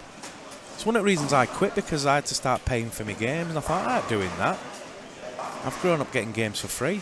How many times when a techie go, oh, I'm going to need to test this machine, and then you go around about 6 games on it.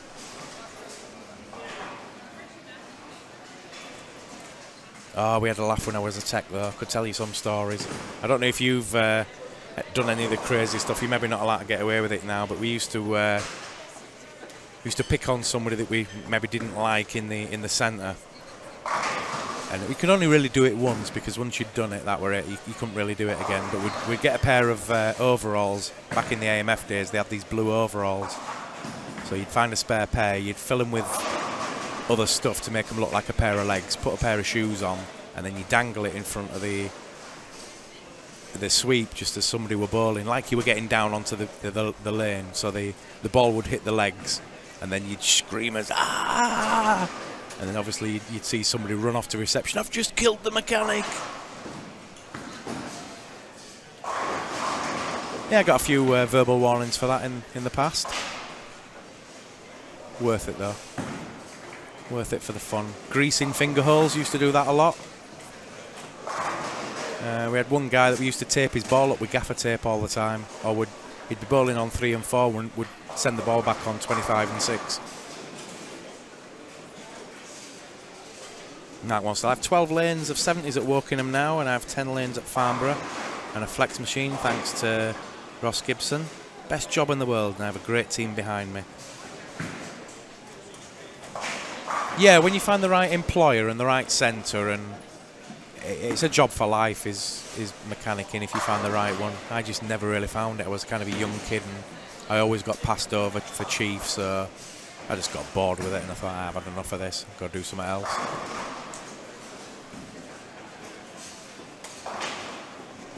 Did a little bit of resurfacing, some installation work in France and Norway and around the UK. Yeah, a bit of everything really.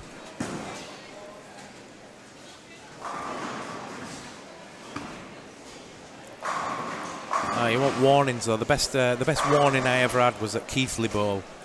One or two of you out there might remember a woman called Sue Megson. Was a bowler for England a while back.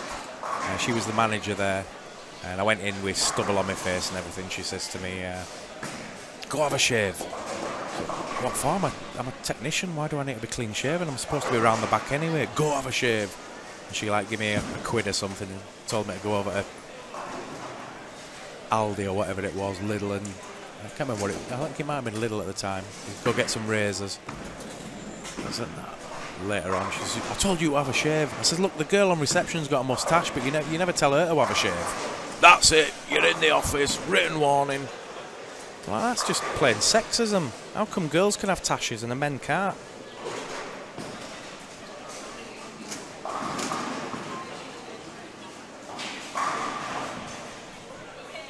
Right, Kenny Jameson, Ron Hurt, Paul Murray and Greg Marcus on our featured pair now.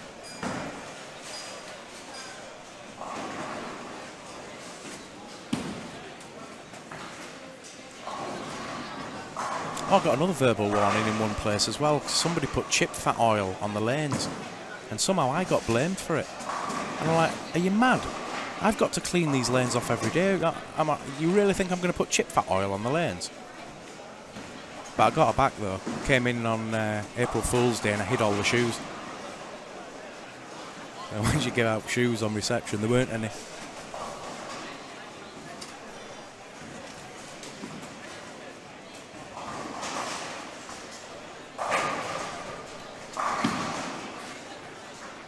Double standards, that's exactly what it is, Alexander. It's no wonder I got passed off with Chief Mechanic with some of the crazy stuff we used to do. All for jest, though.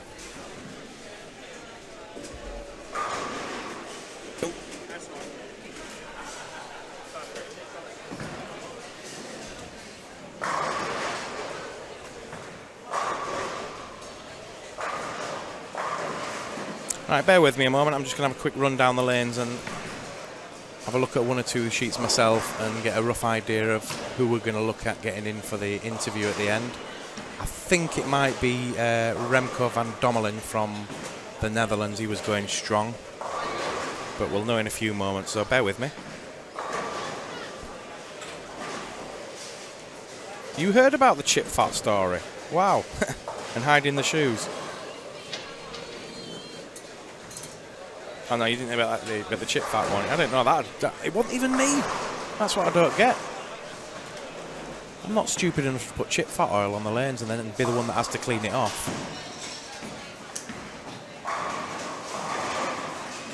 Now the same place as well at Keighley, they oiled the lanes for this tournament they used to have, King of the Hill or whatever. And I told them the machine wasn't working. But no, put double oil on or something like that. I says, well, what's the point? Because you haven't cleaned the back ends off. Oh, we ain't got time to do them. Well, I'm not putting double oil on lanes when you haven't cleaned the back ends. I'm just going to be doing ball jams all day. So sure enough, I had to double oil, ball jam, ball jam, ball jam. So halfway through the tournament, I came round and I started doing the back ends with like neat lane cleaner. You can't do that in the middle of a tournament. I said, watch me. I'll just walk home now. I'm not doing ball jams all day just because you're an idiot. I don't think they ever oiled him at Wakefield. They did for about the first year or two. After I left, I don't know. I can't really say for that. I've always found Wakefield a little bit weird though, because they had them two lanes. I don't know if they were there when you were there, but they had two lanes kind of offset on the bottom floor that were higher than the other ones, just purely because of the building itself. And then obviously you had the upstairs.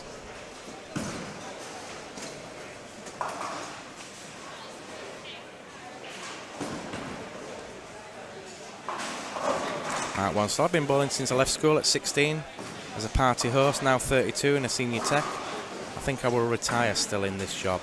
A little way to go. I've always said I'll go back to mechanics when I'm at retirement age because it's not a hard job to do. If you look after the machines, they'll look after you.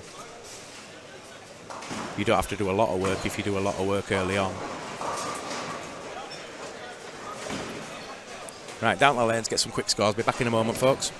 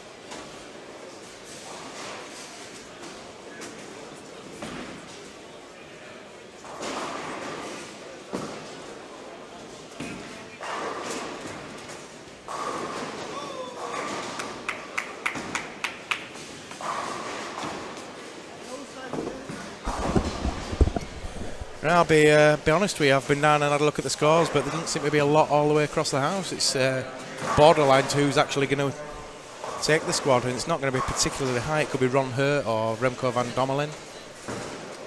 One or two others are close by.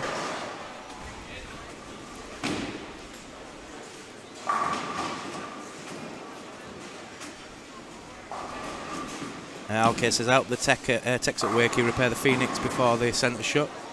They just got it working just before the centre shut. It's a big shame about most of our centres these days falling apart. I suppose they're still open, says Mark. Alexander says Wakefield is completely shut down now. They were having a £1 million investment digging out the old lanes and installing new ones, and then I think they didn't bother after that, did they? They're right next to Wakefield Wildcats. I always remember the burger vans outside the Bowls on match day. I used to pick work. I didn't like rugby, but I used to watch the matches. We used to get on the roof and you could just see into the ground, and then people could see you on the roof, sort of thing. And it's Scrum Down that used to do the show. They used to fire the cameras up and would be there waving on TV. Oh, and Jason Negate, yeah, he's going reasonably well. He was one of the technicians for Mark Wanstall. So any problems there, he should know how to fix it.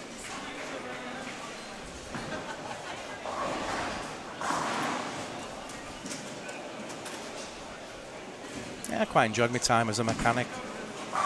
The only job I didn't really like doing on the machines was when you had a table shaft go. That was usually a bit of a nightmare. But everything else was kind of easy. I could do a bounce plate and pit in about 5 or 6 minutes. In and out. That was working at like 100 mile an hour.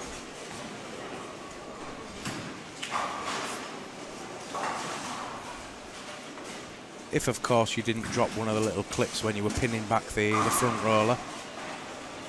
And then the roller would ping forward, and then you'd have to try and pull the housing back to get the bearing back in. That was a bit of a nightmare.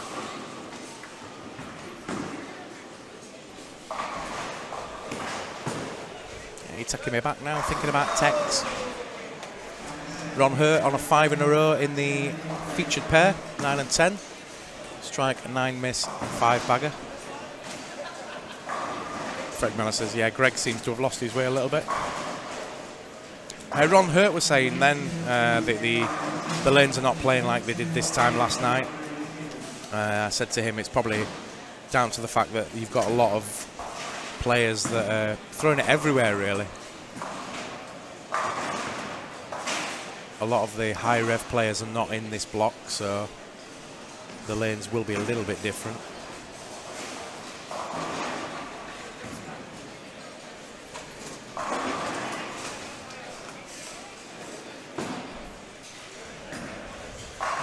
But coming up to the end of the last game.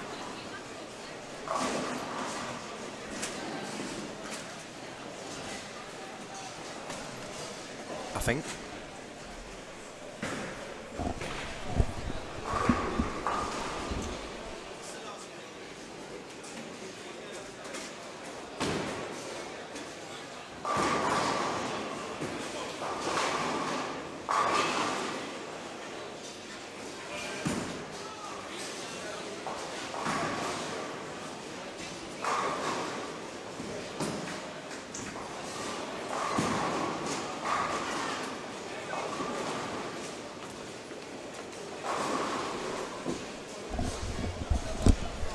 Looks like James Claxton going okay in this game. He's had an open frame, but then he's come back with 6 in a row, down on 7 and 8.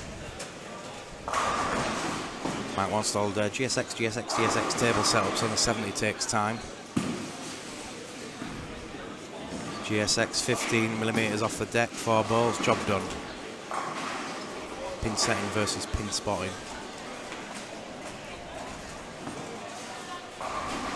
Did you ever work on 8230s, Mark? They were a bit of a nightmare when you had to sweep it and you had to get the sweep back on the rail. I don't know how many times I trapped my fingers in the distributor as well. Big, giant, dirty-looking machines they were. They were the first machine I worked on in Leeds before they changed to the 8270s.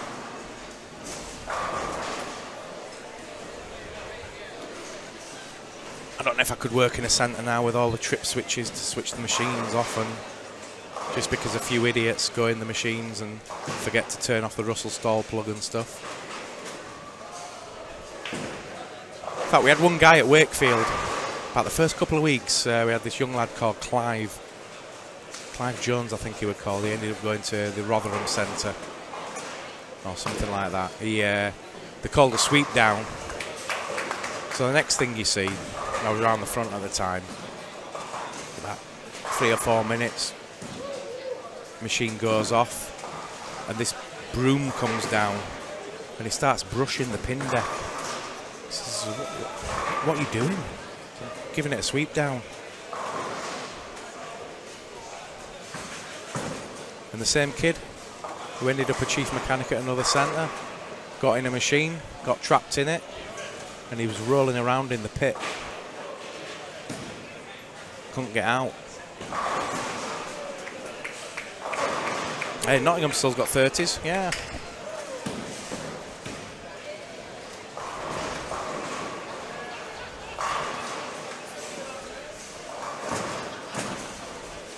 Yeah, it must be a little bit hard to get hold of machine parts for the 30s now. I know a lot of other 30s were taken out, and then those parts all ended up in Nottingham at some point.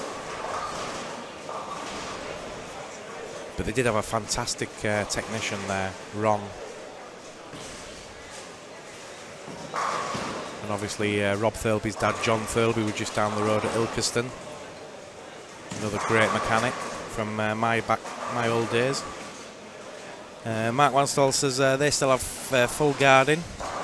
Could be a nightmare, but it protects him, his staff and his customers.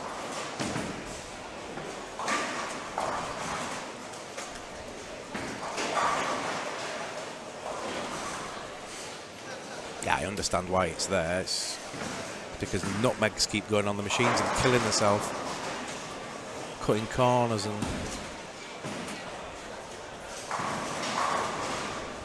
Oh, one more for you about technicians then. When I was working at York, I called health and safety on them. I came in like 3 nights in a row, nearly got electrocuted when I put my head in the machine. Well, at the back of the pit.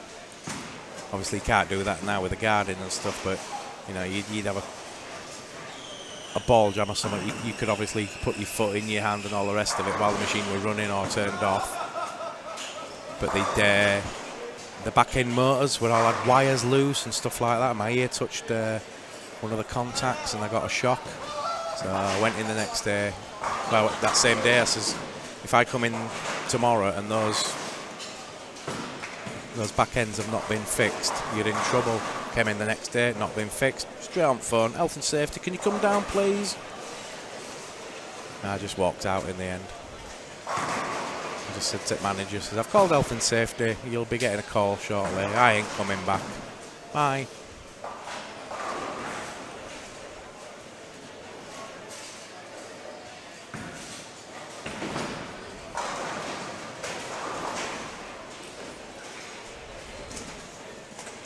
As Andy says, Sheffield's going down at the moment.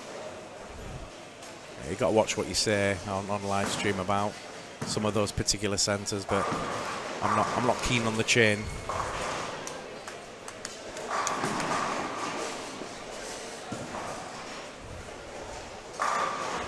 So we're just about done, and we've got a 265 on the board from Jason Gate. It looks like Jason's going to be the squad winner. I'm going to get him up and interview him anyway, regardless of if he's the leader or not. I fancy a little chat with Jay. So we'll just we'll get the virtual studio ready.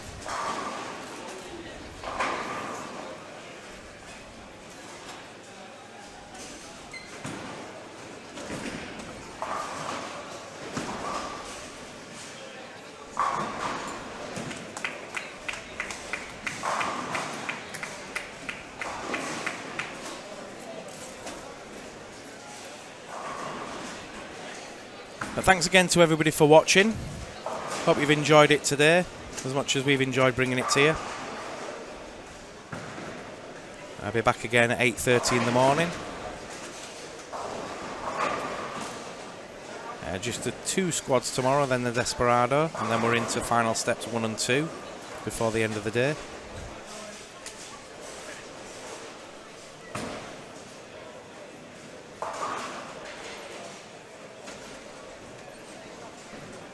Mark Wassell, I called health and safety at Wokingham as one tech where was in the machine with a pit running. I reported as being in the position that I am. It was my duty, but now I have a lifetime ban. Yeah, you can't do right for doing wrong sometimes, can you? Matthew Clayton says, I worked on 8230s and 45s and 70s. I like heaven compared to them.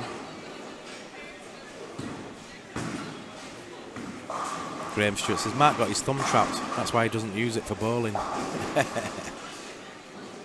Xander Penny says, thanks for the coverage, mate. We'll return tomorrow after YBC. Good luck at YBC, Xander. Bowl well.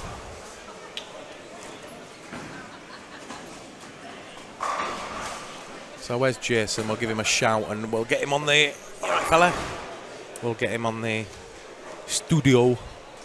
Bear with me a moment. I'll just give Jason a shout.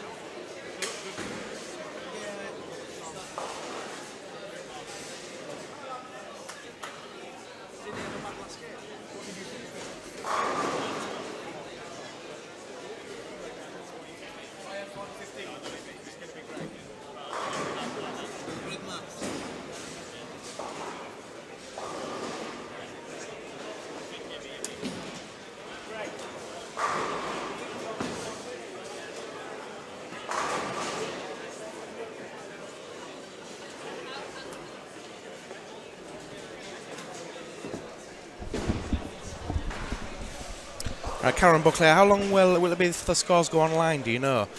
I'll be honest with you, I don't. I think it might be reasonably quick. It'll be within like half an hour or so after the end, because they'll obviously get that done before they go. So, Karen, I think it might be about 20, 25 minutes, something like that, but don't hold me to that. Mark Wansell, great job tonight. Thank you, Mark. Thanks for joining us and contributing to the stream.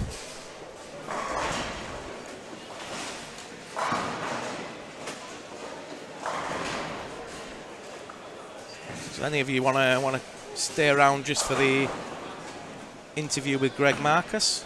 You can see the virtual studio if you've not seen it yet.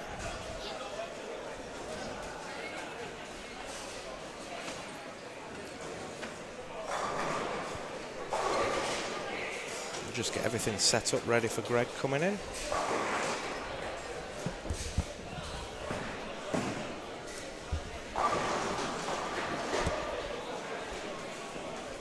I don't really know much about Greg Marcus, to be honest with you. I've heard the name over the years, but anybody know anything about him? I can ask him.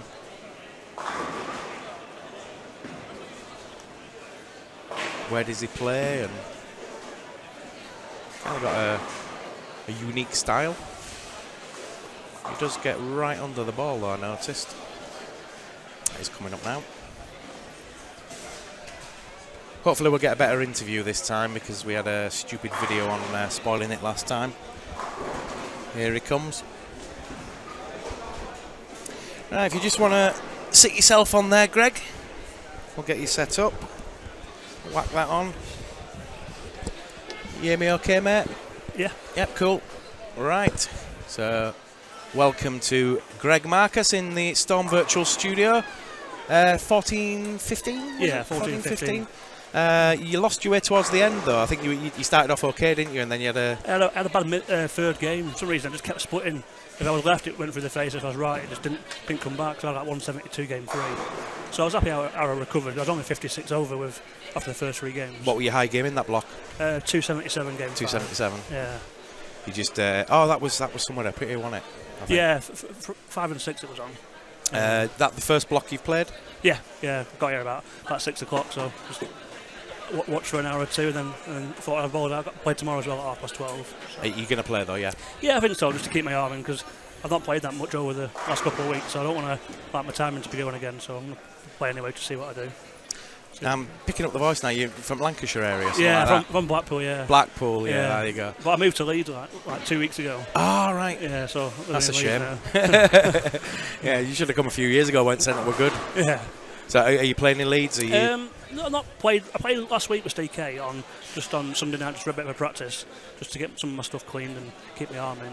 But other than that, I've not really played since the league in Preston about 3 or 4 weeks ago. Yeah, they all go up to Shipley mainly from Leeds now. Yeah, I played at Shipley a few times for the North West Fives, but I've not played there recently. But apparently it's all right there, so I don't mind going there for league. It helps keep me playing. What equipment did you bowl with in that block? I used my Storm Frantic and my, I think it was my High Road. High Road. Yeah. And will you do anything different going into the, or is it just a case of wait and see what the lanes are like? Yeah, well, I think game 3 I was playing a little bit too tight, and I think rather than just trusting it and sending it out like I normally do, I just try to play a bit tight rather than knowing I've got a few games to go left. And so I think tomorrow I'll just loosen up a bit and then just let my arm swing. It's quite a unique style you've got as well. I watched you earlier on. Yeah, I sort of just learned it just by practicing at YBC and just going on chucking the ball and trying to put some revs on it. And it's one of them things you can't coach. No, definitely. I've just sort of picked it up as I've been going along. And you do get really under the ball as well. I mean, it looks like it's, this could go anywhere. It could be a flat shot and then boom, you put the work on it. Yeah, definitely get my hand around it towards the end. So you played mainly at Blackpool or Preston? At Preston, because Blackpool closed down quite a few years ago. Yeah. So Preston for the Premier. Did you bowl in the Premier? Yeah, used to play there when I was a kid, and then. Me playing at Blackburn recently until it closed down last year, and then just help out on a Monday night at Preston and Trios League. That's at Wood Centre, so it's a bit of a change coming from playing on wood every week to playing on synthetic again. Yeah, I suppose, yeah. So. And why move to Leeds? I moved there with my girlfriend. Right. So I managed to transfer jobs and just go straight to a new office. Is she a Leeds girl? Yeah, she's born in Leeds, yeah. Ah, cool. So you like it? Whereabouts in Leeds are you? I'm working at Ellen Road at the minute, and we live... what, the football ground? Or yeah, we're actually working out the ground. And, right. I'm working for a solicitor's. Right. Doing claims kind of thing. So we live on GB Road at the minute, but we're moving to Wakefield in February. All right, cool. So excellent. Good. Yeah, bit of so a change. Your first time in Ireland, or? I came last year, and I didn't do too bad last year. I didn't play too great in qualifying, just did enough to get through.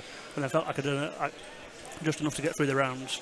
And then I played okay, and then just lost out in match play by a couple of pins on the first match. Well bowled today anyway. Well, it didn't look like an easy block.